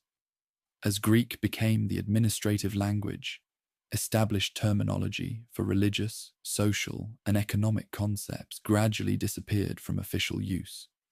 The sophisticated vocabulary that had described the complexities of peaceful governance was replaced by terms more suited to martial administration and territorial control. Religious architecture continued to serve community needs, but with modified purposes and altered decorative schemes. Temples that had once focused on goddess worship increasingly featured warrior deities and martial imagery. The bull symbols that had dominated established religious art remained important, but were joined by spears, shields, and other martial emblems that reflected the changed political atmosphere. The international reputation of the territory gradually shifted from that of a peaceful commercial center to a well-administered but militarized province of a mainland empire. Foreign visitors who had once come to admire unique artistic achievements and sophisticated urban planning now found a society that, while still prosperous, had lost much of its distinctive character. By the 13th century BC, even these modified arrangements were facing new challenges. The broader breakdown of Bronze Age society that affected the entire Eastern Mediterranean was beginning to impact Greek territories. The ceremonial system that had been adapted rather than destroyed by the conquest was now facing pressures that would prove beyond its capacity to handle. The Sea Peoples, whose raids had been a distant threat during the early Greek period, were now attacking Mediterranean coastlines with increasing frequency and effectiveness. The commercial networks that had sustained both established and modified economies were breaking down under the pressure of widespread piracy and political instability. The administrative systems that had coordinated resources across wide territories were proving inadequate to handle the unprecedented challenges of systemic breakdown. Climate change during this period added environmental pressures to political and martial challenges. Extended droughts affected agricultural production across the Mediterranean region, while rising sea levels altered coastal geography and disrupted established settlements. The carefully balanced resource management that had sustained dense populations for centuries was breaking down under multiple simultaneous stresses. The final abandonment of the great centers occurred gradually over several decades, rather than in a single catastrophic event. Knossos, which had survived conquest and adaptation, finally fell silent around 1370 BC, as its last administrators fled or died defending their positions. Other centers followed suit as the entire ceremonial system of government and economic coordination dissolved throughout the Greek world. The end came not with the dramatic destruction that had characterized some earlier transitions, but with a whimper of abandonment and decay. The great halls that had once hosted elaborate ceremonies stood empty as roofs collapsed and weeds grew through the paving stones. The sophisticated storage systems that had coordinated regional economics gradually filled with debris as no one remained to maintain them. Rural communities, less dependent on the ceremonial system, survived longer than the urban centers. Some established practices persisted in isolated areas for centuries after the great centers had been abandoned. However, the integrated society that had once unified the entire territory was gone forever, leaving only scattered fragments of what had once been Europe's first great achievement. The memory of what had been accomplished would persist in the myths and legends that later Greeks would weave around the ruins they found on Crete.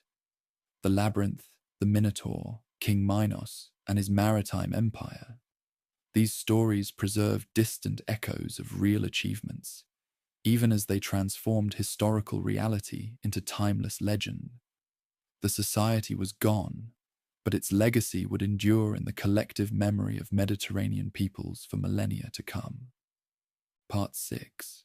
Atlantis, Plato's vision and the Minoan hypothesis, circa 400 BC onward. 9,000 years before his time, according to the great Athenian philosopher, there existed a realm of extraordinary power and sophistication. This society, called Atlantis, commanded fleets that dominated the Mediterranean and Atlantic, while its capital city displayed architectural marvels that surpassed anything in the known world. The inhabitants possessed advanced technology, accumulated vast wealth through commerce, and created art of unsurpassed beauty.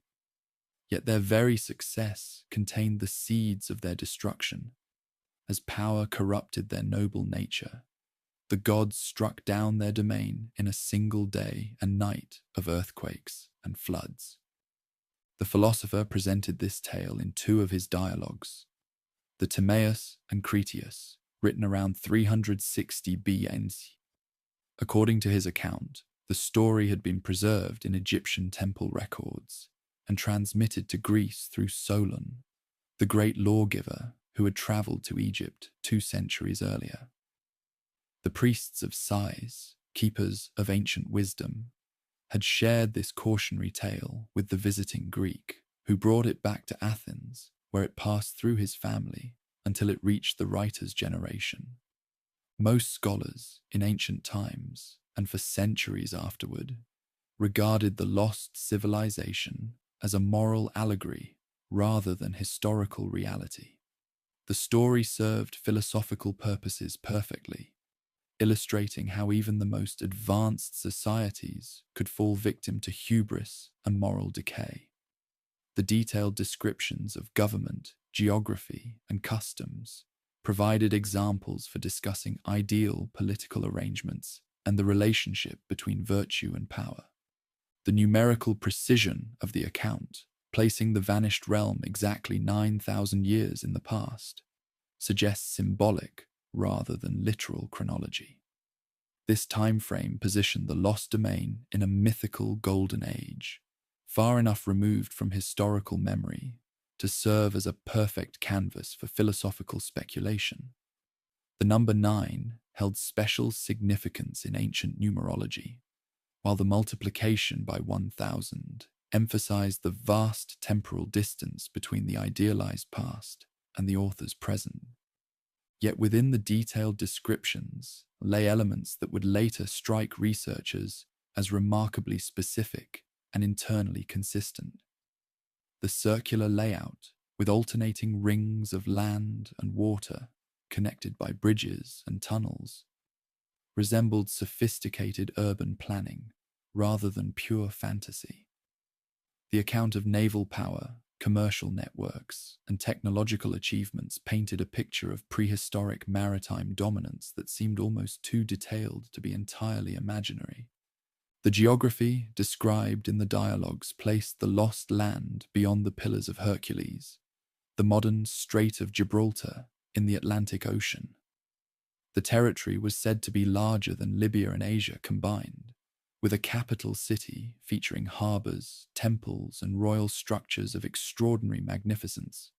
Concentric rings of water and land created natural defences while facilitating commerce, and an elaborate system of canals connected the capital to the sea.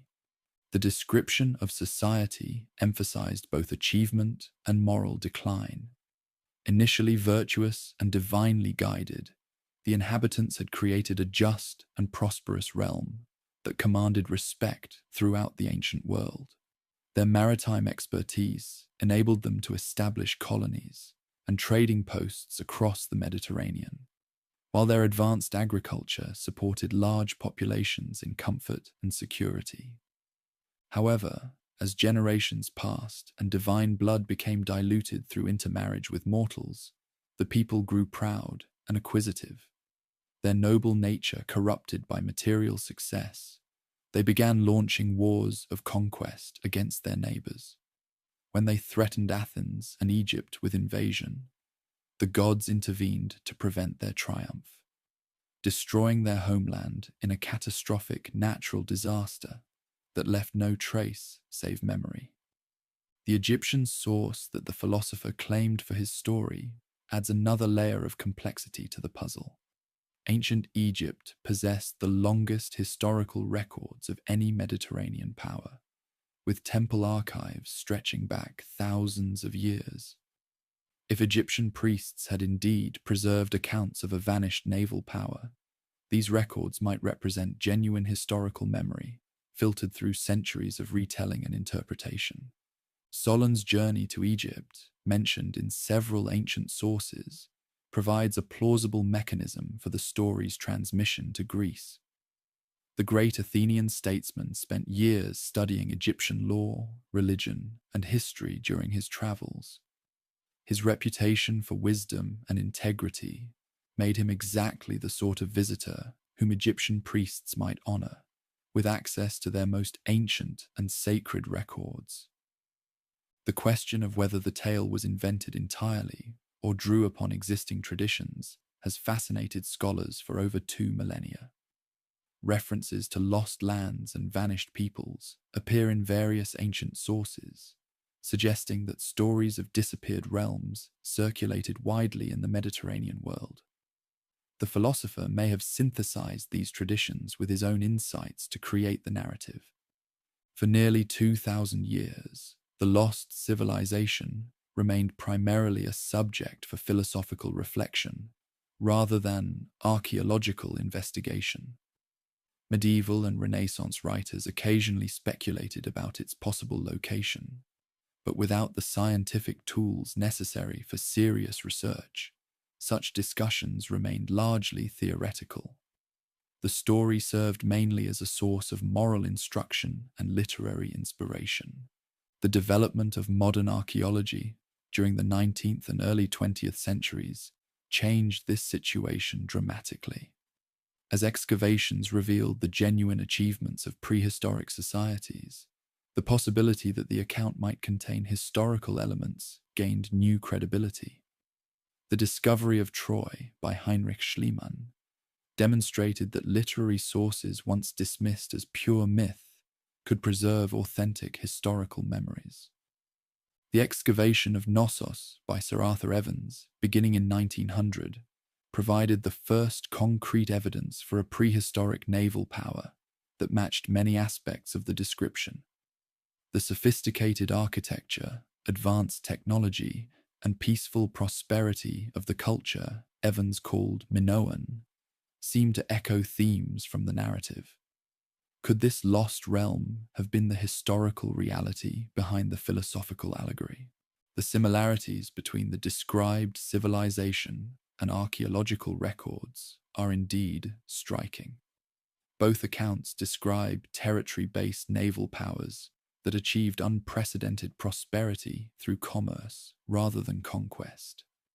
Both emphasize sophisticated architecture, advanced technology, and artistic achievements that impressed contemporary observers.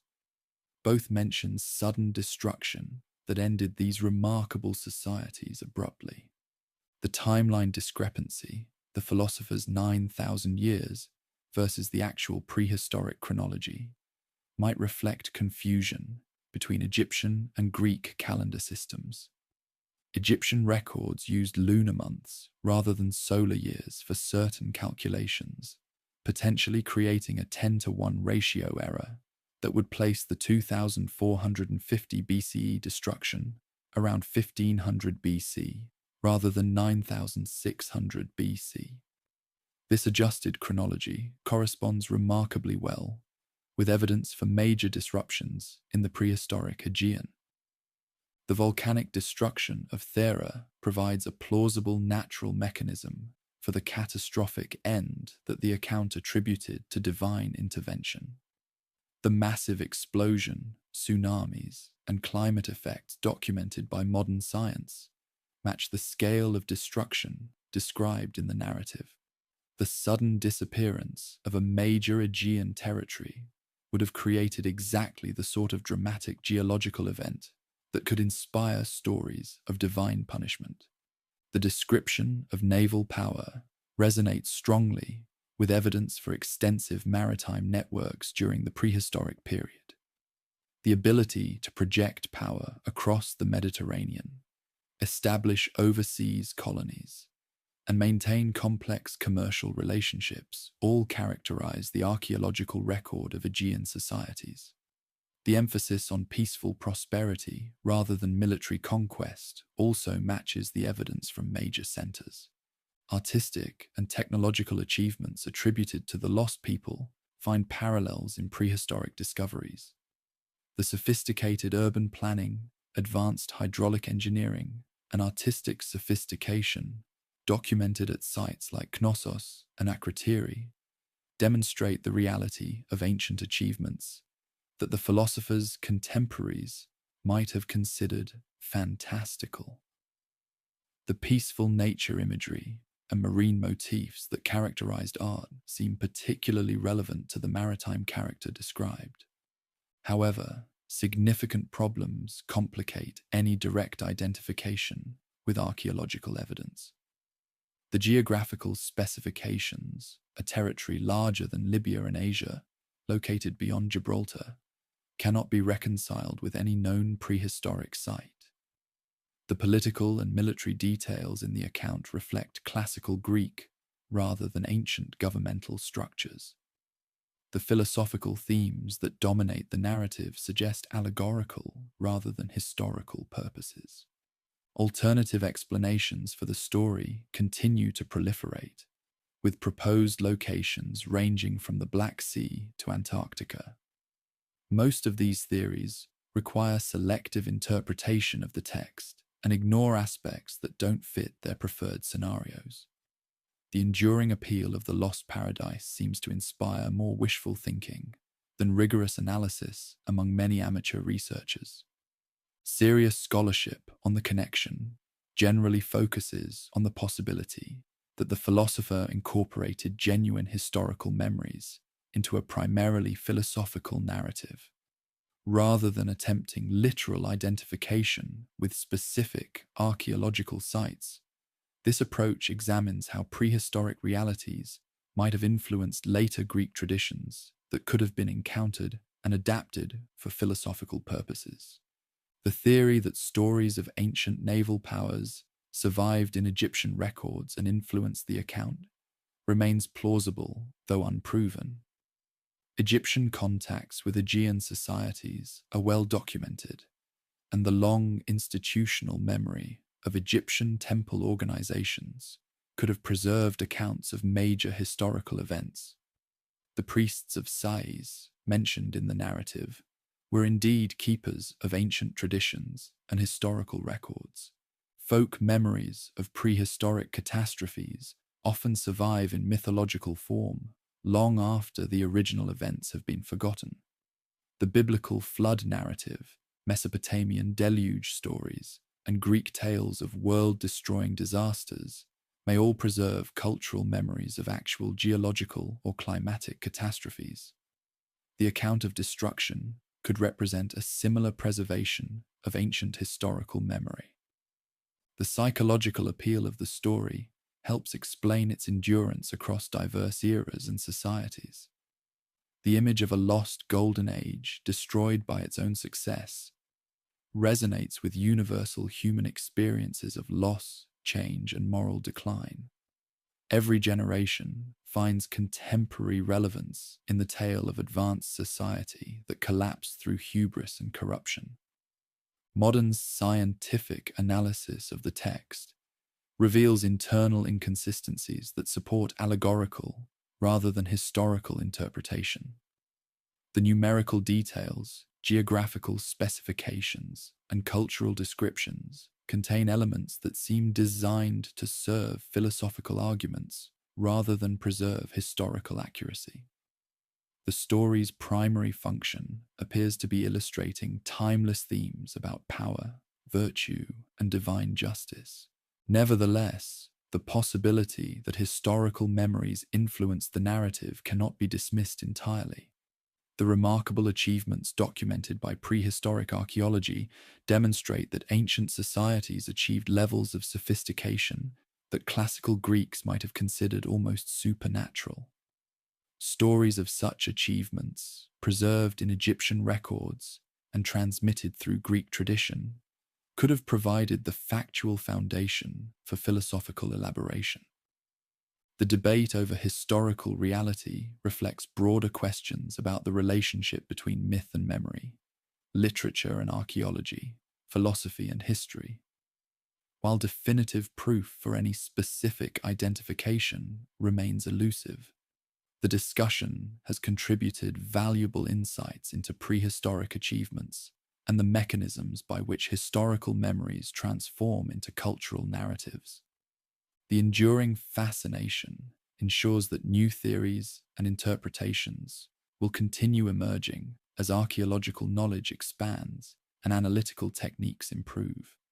Whether the philosopher drew upon genuine historical traditions or created his narrative entirely from imagination, the story has succeeded in its apparent primary purpose, inspiring reflection on the relationship between human achievement and moral responsibility.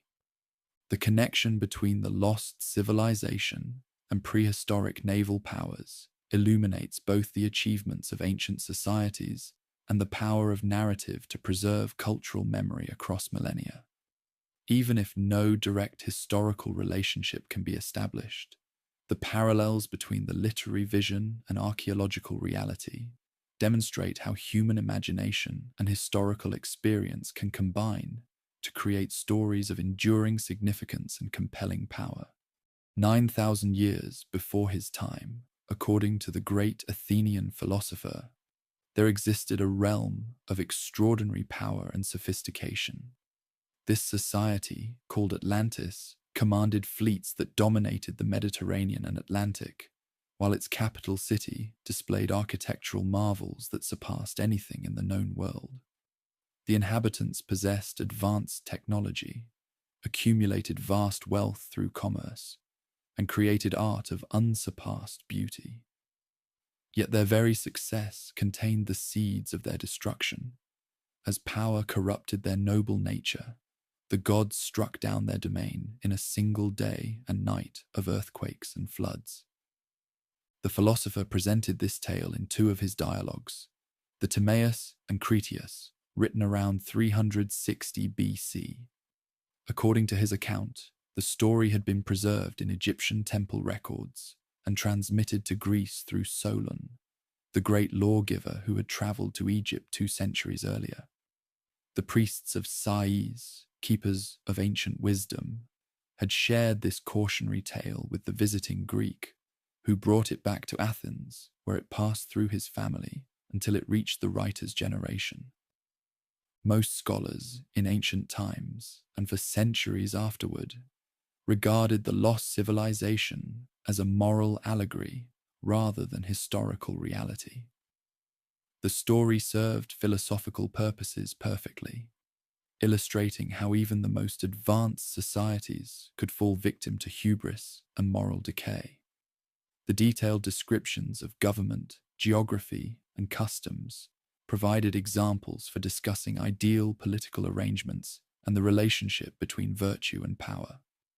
The numerical precision of the account, placing the vanished realm exactly 9,000 years in the past, suggests symbolic rather than literal chronology. This time frame positioned the lost domain in a mythical golden age, far enough removed from historical memory to serve as a perfect canvas for philosophical speculation. The number 9 held special significance in ancient numerology, while the multiplication by 1,000 emphasized the vast temporal distance between the idealized past and the author's present. Yet within the detailed descriptions lay elements that would later strike researchers as remarkably specific and internally consistent. The circular layout, with alternating rings of land and water connected by bridges and tunnels, resembled sophisticated urban planning rather than pure fantasy. The account of naval power, commercial networks, and technological achievements painted a picture of prehistoric maritime dominance that seemed almost too detailed to be entirely imaginary. The geography described in the dialogues placed the lost land beyond the Pillars of Hercules, the modern Strait of Gibraltar, in the Atlantic Ocean. The territory was said to be larger than Libya and Asia combined, with a capital city featuring harbours, temples, and royal structures of extraordinary magnificence. Concentric rings of water and land created natural defences while facilitating commerce, and an elaborate system of canals connected the capital to the sea. The description of society emphasized both achievement and moral decline. Initially virtuous and divinely guided, the inhabitants had created a just and prosperous realm that commanded respect throughout the ancient world. Their maritime expertise enabled them to establish colonies and trading posts across the Mediterranean, while their advanced agriculture supported large populations in comfort and security. However, as generations passed and divine blood became diluted through intermarriage with mortals, the people grew proud and acquisitive. Their noble nature corrupted by material success, they began launching wars of conquest against their neighbors.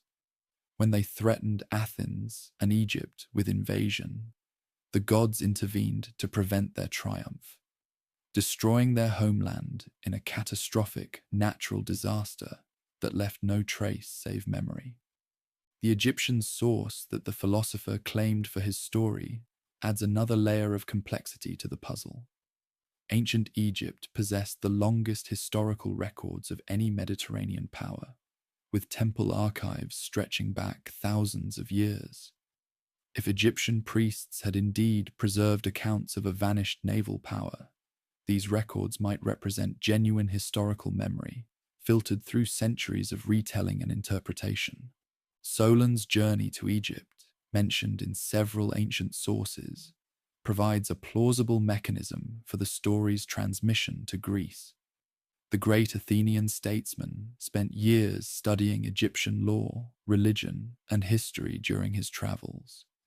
His reputation for wisdom and integrity made him exactly the sort of visitor whom Egyptian priests might honor, with access to their most ancient and sacred records.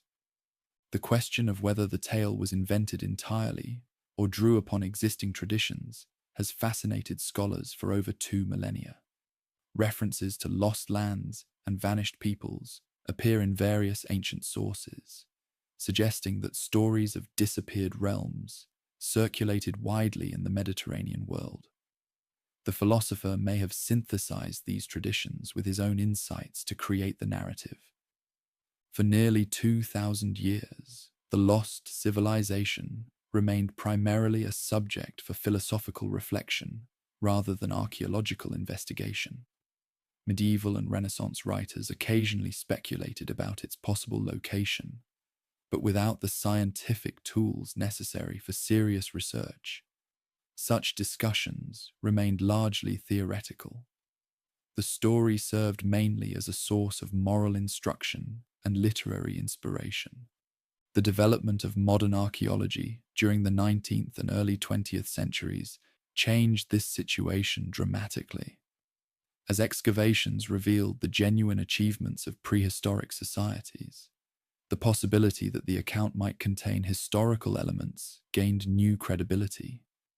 The discovery of Troy by Heinrich Schliemann demonstrated that literary sources once dismissed as pure myth could preserve authentic historical memories. The excavation of Knossos by Sir Arthur Evans, beginning in 1900, provided the first concrete evidence for a prehistoric naval power that matched many aspects of the description. The sophisticated architecture, advanced technology, and peaceful prosperity of the culture Evans called Minoan seemed to echo themes from the narrative. Could this lost realm have been the historical reality behind the philosophical allegory? The similarities between the described civilization and archaeological records are indeed striking. Both accounts describe territory-based naval powers that achieved unprecedented prosperity through commerce rather than conquest. Both emphasize sophisticated architecture, advanced technology, and artistic achievements that impressed contemporary observers. Both mention sudden destruction that ended these remarkable societies abruptly. The timeline discrepancy, the philosopher's 9,000 years versus the actual prehistoric chronology, might reflect confusion between Egyptian and Greek calendar systems. Egyptian records used lunar months rather than solar years for certain calculations, potentially creating a 10-to-1 ratio error that would place the 2450 BCE destruction around 1500 BC rather than 9600 BC. This adjusted chronology corresponds remarkably well with evidence for major disruptions in the prehistoric Aegean. The volcanic destruction of Thera provides a plausible natural mechanism for the catastrophic end that the account attributed to divine intervention. The massive explosion, tsunamis, and climate effects documented by modern science match the scale of destruction described in the narrative. The sudden disappearance of a major Aegean territory would have created exactly the sort of dramatic geological event that could inspire stories of divine punishment. The description of naval power resonates strongly with evidence for extensive maritime networks during the prehistoric period. The ability to project power across the Mediterranean, establish overseas colonies, and maintain complex commercial relationships all characterize the archaeological record of Aegean societies. The emphasis on peaceful prosperity rather than military conquest also matches the evidence from major centers. Artistic and technological achievements attributed to the lost people find parallels in prehistoric discoveries. The sophisticated urban planning, advanced hydraulic engineering, and artistic sophistication documented at sites like Knossos and Akrotiri demonstrate the reality of ancient achievements that the philosophers' contemporaries might have considered fantastical. The peaceful nature imagery and marine motifs that characterized art seem particularly relevant to the maritime character described. However, significant problems complicate any direct identification with archaeological evidence. The geographical specifications, a territory larger than Libya and Asia located beyond Gibraltar, cannot be reconciled with any known prehistoric site. The political and military details in the account reflect classical Greek rather than ancient governmental structures. The philosophical themes that dominate the narrative suggest allegorical rather than historical purposes. Alternative explanations for the story continue to proliferate, with proposed locations ranging from the Black Sea to Antarctica. Most of these theories require selective interpretation of the text and ignore aspects that don't fit their preferred scenarios. The enduring appeal of the lost paradise seems to inspire more wishful thinking than rigorous analysis among many amateur researchers. Serious scholarship on the connection generally focuses on the possibility that the philosopher incorporated genuine historical memories into a primarily philosophical narrative, rather than attempting literal identification with specific archaeological sites. This approach examines how prehistoric realities might have influenced later Greek traditions that could have been encountered and adapted for philosophical purposes. The theory that stories of ancient naval powers survived in Egyptian records and influenced the account remains plausible, though unproven. Egyptian contacts with Aegean societies are well documented, and the long institutional memory of Egyptian temple organizations could have preserved accounts of major historical events. The priests of Sais, mentioned in the narrative, were indeed keepers of ancient traditions and historical records. Folk memories of prehistoric catastrophes often survive in mythological form long after the original events have been forgotten. The biblical flood narrative, Mesopotamian deluge stories, and Greek tales of world-destroying disasters may all preserve cultural memories of actual geological or climatic catastrophes. The account of destruction could represent a similar preservation of ancient historical memory. The psychological appeal of the story helps explain its endurance across diverse eras and societies. The image of a lost golden age destroyed by its own success resonates with universal human experiences of loss, change, and moral decline. Every generation finds contemporary relevance in the tale of advanced society that collapsed through hubris and corruption. Modern scientific analysis of the text reveals internal inconsistencies that support allegorical rather than historical interpretation. The numerical details, geographical specifications, and cultural descriptions contain elements that seem designed to serve philosophical arguments rather than preserve historical accuracy. The story's primary function appears to be illustrating timeless themes about power, virtue, and divine justice. Nevertheless, the possibility that historical memories influenced the narrative cannot be dismissed entirely. The remarkable achievements documented by prehistoric archaeology demonstrate that ancient societies achieved levels of sophistication that classical Greeks might have considered almost supernatural. Stories of such achievements, preserved in Egyptian records and transmitted through Greek tradition, could have provided the factual foundation for philosophical elaboration. The debate over historical reality reflects broader questions about the relationship between myth and memory, literature and archaeology, philosophy and history. While definitive proof for any specific identification remains elusive, the discussion has contributed valuable insights into prehistoric achievements and the mechanisms by which historical memories transform into cultural narratives. The enduring fascination ensures that new theories and interpretations will continue emerging as archaeological knowledge expands and analytical techniques improve. Whether the philosopher drew upon genuine historical traditions or created his narrative entirely from imagination, the story has succeeded in its apparent primary purpose, inspiring reflection on the relationship between human achievement and moral responsibility. The connection between the lost civilization and prehistoric naval powers illuminates both the achievements of ancient societies and the power of narrative to preserve cultural memory across millennia. Even if no direct historical relationship can be established, The parallels between the literary vision and archaeological reality demonstrate how human imagination and historical experience can combine to create stories of enduring significance and compelling power. On a spring morning in 1900, a young British archaeologist named Arthur Evans stood amid the olive groves of Crete, holding fragments of ancient script that would change our understanding of European prehistory forever. The mysterious symbols carved into tiny seal stones had captivated him during visits to antiquities dealers in Athens, but their meaning remained locked in silence.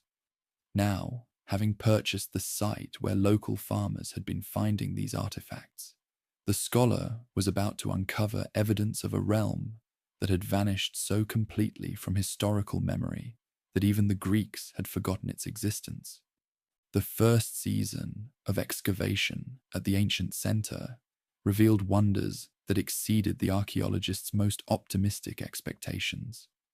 Within weeks, his workmen had uncovered elaborate frescoes depicting elegant court ladies and athletic young men performing impossible acrobatic feats with charging bulls. Massive storage rooms filled with enormous clay jars spoke of an economic system operating on a scale previously unknown in European prehistory. Most remarkably, the building techniques displayed a sophistication that challenged every assumption about the primitive nature of ancient life. The restoration of what the team found became almost as famous as the original finds themselves. Working with limited techniques by modern standards, the excavator made decisions that would generate controversy for over a century. Concrete pillars replaced wooden ones that had rotted away. Bright red paint recreated faded frescoes based on tiny surviving fragments.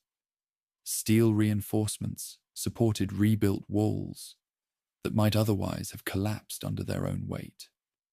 The restored throne room at the Great Palace, with its gypsum seats surrounded by recreated griffin frescoes, became an icon of ancient sophistication. Visitors could walk through ancient corridors and imagine themselves in a prehistoric court, but they were experiencing the scholar's interpretation as much as genuine antiquity. The concrete used in rebuilding bore little resemblance to the original building materials, while the visual recreations often filled large gaps with educated guesswork. Critics of the restoration methods argued that the team had created a Disneyland version of the past, more reflective of early 20th century romantic imagination than historical reality. The vivid colors and dramatic features that impress tourists might bear little resemblance to the subdued tones and weathered surfaces that actually characterized the ancient structures. His restorations, they claimed, told us more about Edwardian aesthetics than prehistoric sensibilities. Defenders of the approach countered that these bold interpretations brought the ancient world to life in ways that mere fragments could never achieve. Without these recreations, they argued, visitors would see only broken stones and faded plaster that conveyed little sense of the realm's achievements. The educational value of experiencing rebuilt spaces, even if imperfect, outweighed the purists' concerns about authenticity. The timing of these revelations coincided with a broader transformation in European consciousness.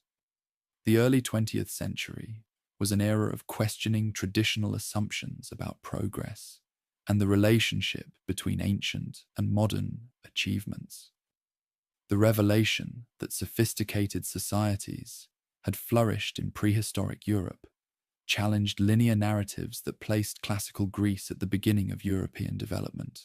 Nationalist movements across Europe seized upon the finds as evidence for their own antiquity and distinctiveness. Greek intellectuals embraced the ancient inhabitants as proof of Hellenic continuity, stretching back to the prehistoric era. British scholars emphasized the role of English scholarship in revealing this lost heritage. German researchers developed complex theories about Indo-European migrations and racial characteristics based on visual evidence from the excavations. The influence of these revelations on early 20th century creativity and literature was profound and immediate. Modernist painters found inspiration in the flowing lines and naturalistic representations that contrasted sharply with the rigid conventions of classical traditions. Art Nouveau designers incorporated ancient motifs into decorative schemes for buildings, furniture, and fashion. The serpent priestess figurines became symbols of feminine power and ancient wisdom that resonated with changing gender roles. Literary movements embraced the ancient inhabitants as representatives of a lost golden age that offered alternatives to industrial modernity's perceived spiritual poverty. Writers like H.D. and Robert Graves drew upon imagery to explore themes of divine feminine worship, matriarchal organization, and humanity's connection to natural forces. The peaceful, art-loving realm that the excavator described provided a compelling contrast to the militaristic societies that were plunging Europe into unprecedented warfare. Female-centered interpretations of the ancient way of life emerged almost immediately after the initial revelations. The prominent role of female deities in religious imagery, the apparent equality of women in social scenes, and the absence of obvious patriarchal symbols suggested to some observers that this had been a realm where feminine values dominated. The serpent priestess figurines, with their confident posture and commanding presence, became icons of female empowerment and spiritual authority. These female-centered readings of the evidence often extended beyond what the artifacts could actually support. The assumption that divine feminine worship implied matriarchal political organization, for example, reflected modern ideological preferences rather than careful analysis of prehistoric social structures. The elegant court ladies in frescoes might represent elite women enjoying high status within a fundamentally patriarchal system rather than evidence for female political dominance. Nevertheless, the image of ancient women as powerful, independent, and spiritually significant has persisted in popular understanding and academic discourse. Whether historically accurate or not, this interpretation has provided inspiration for movements emphasizing female empowerment and alternative spiritual practices that honor divine feminine wisdom. The ancient inhabitants became symbols of what human communities might achieve when feminine values are honored alongside masculine ones. Excavation techniques developed dramatically in the decades following the pioneering work. New methods of digging, dating, and analysis revealed that many initial interpretations required significant revision. The peaceful nature of the ancient realm, while still generally accepted, appeared more complex when sites like Anemospilia revealed evidence for human sacrifice. The timeline of development proved more complicated than the relatively simple model had suggested. Modern DNA studies of ancient Cretan populations have provided new insights into the origins and fate of the prehistoric inhabitants. Genetic analysis reveals that the people were descended from the territory's Neolithic farming populations, rather than from migrant groups arriving from elsewhere. Their genetic legacy persists in modern Cretan populations, indicating significant continuity despite the political upheavals of the late prehistoric period. These scientific findings complicate romantic narratives about vanished races and mysterious disappearances. Rather than representing a completely lost people, the ancient inhabitants appear to have been the ancestors of later Cretan populations who continued many traditional practices even after the breakdown of palatial organization. The transformation was real and dramatic, but it did not involve the complete replacement of one population by another. Contemporary excavation projects across Crete continue revealing new aspects of prehistoric life and customs. Digging at sites like Zakros, Palicastro, and Gornia provides evidence for the diversity and complexity of ancient organization, beyond the palatial centers that dominated initial attention. Rural settlements, religious sites, and manufacturing centers paint a picture of a remarkably sophisticated and integrated system. The revelation of the ancient settlement at Crete on Thera, preserved under volcanic ash, revolutionized understanding of prehistoric urban life. The well-preserved buildings, complete with their original furnishings and decorations, provide unparalleled insights into daily life, creative traditions, and social organization. Unlike the concrete recreations, these buildings show exactly how ancient construction looked and functioned. Digital technology now enables virtual recreations that avoid the permanent alterations that characterized early restoration efforts.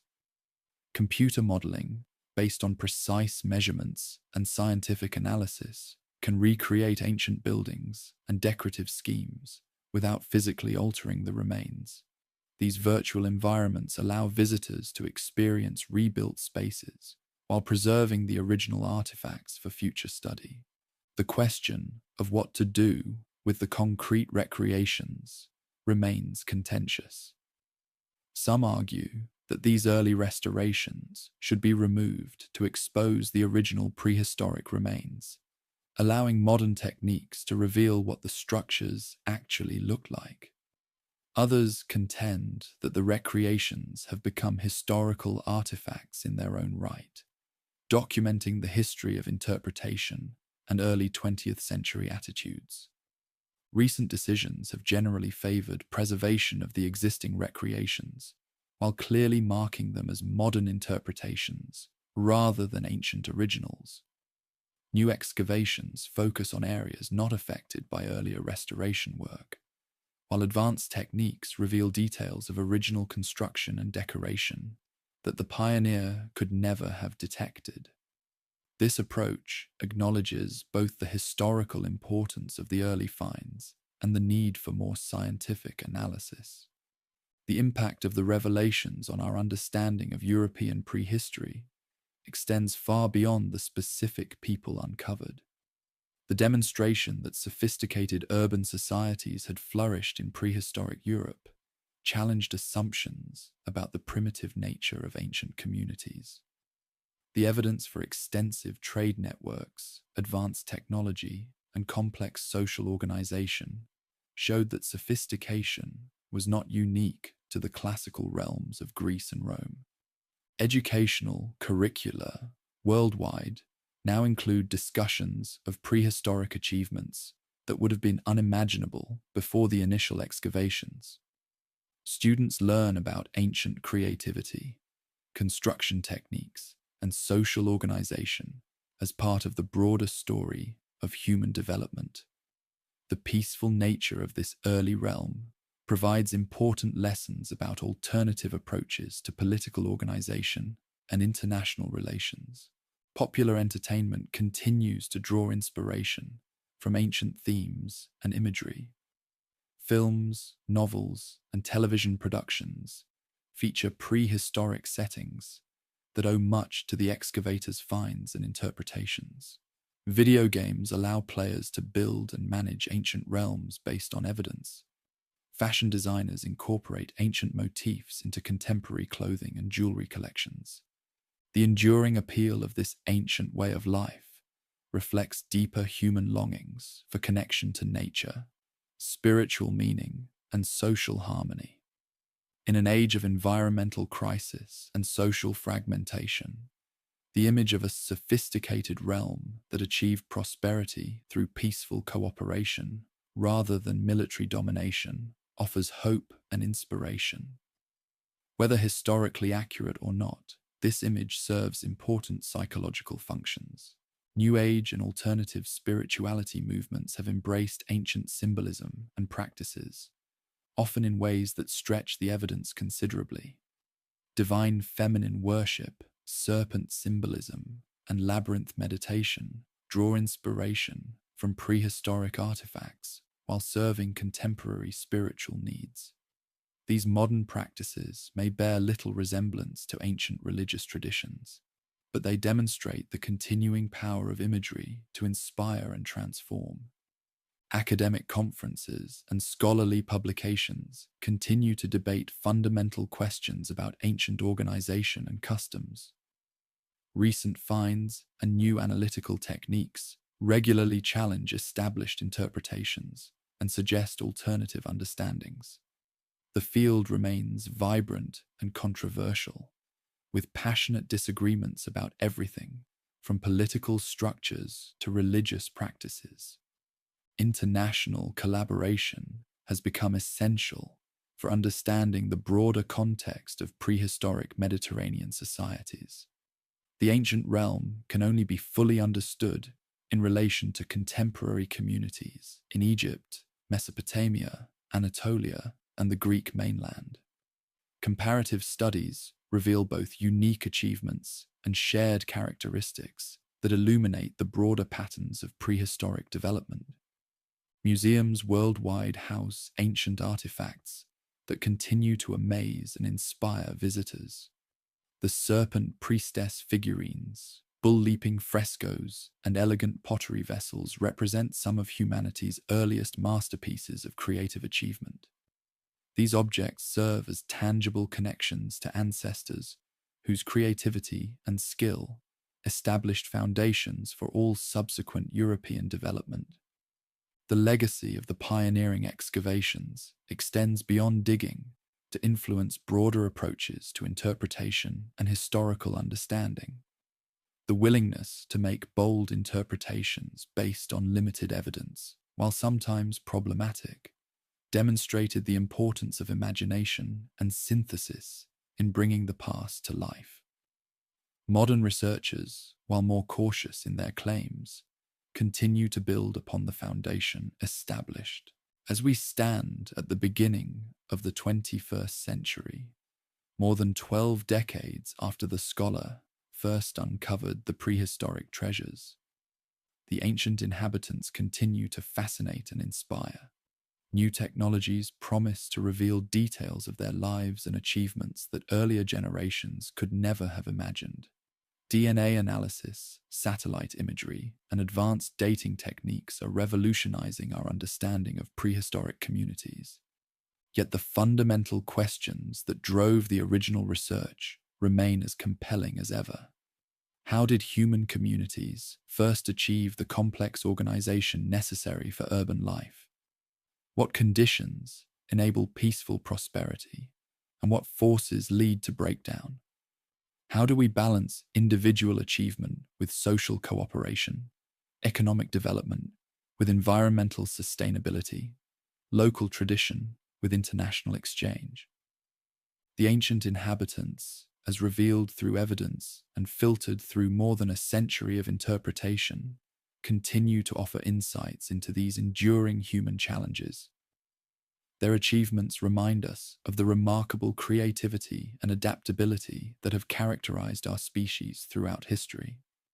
Their eventual decline warns of the fragility of even the most sophisticated accomplishments when confronted with forces beyond human control. In the ruins of prehistoric palaces and the fragments of ancient creativity, we find not only evidence of a remarkable early realm, but also mirrors reflecting our own hopes, fears, and aspirations. The ancient peoples speak to us across 4 millennia, their voices preserved in clay tablets we cannot read and visual representations we can barely understand, yet their message remains clear.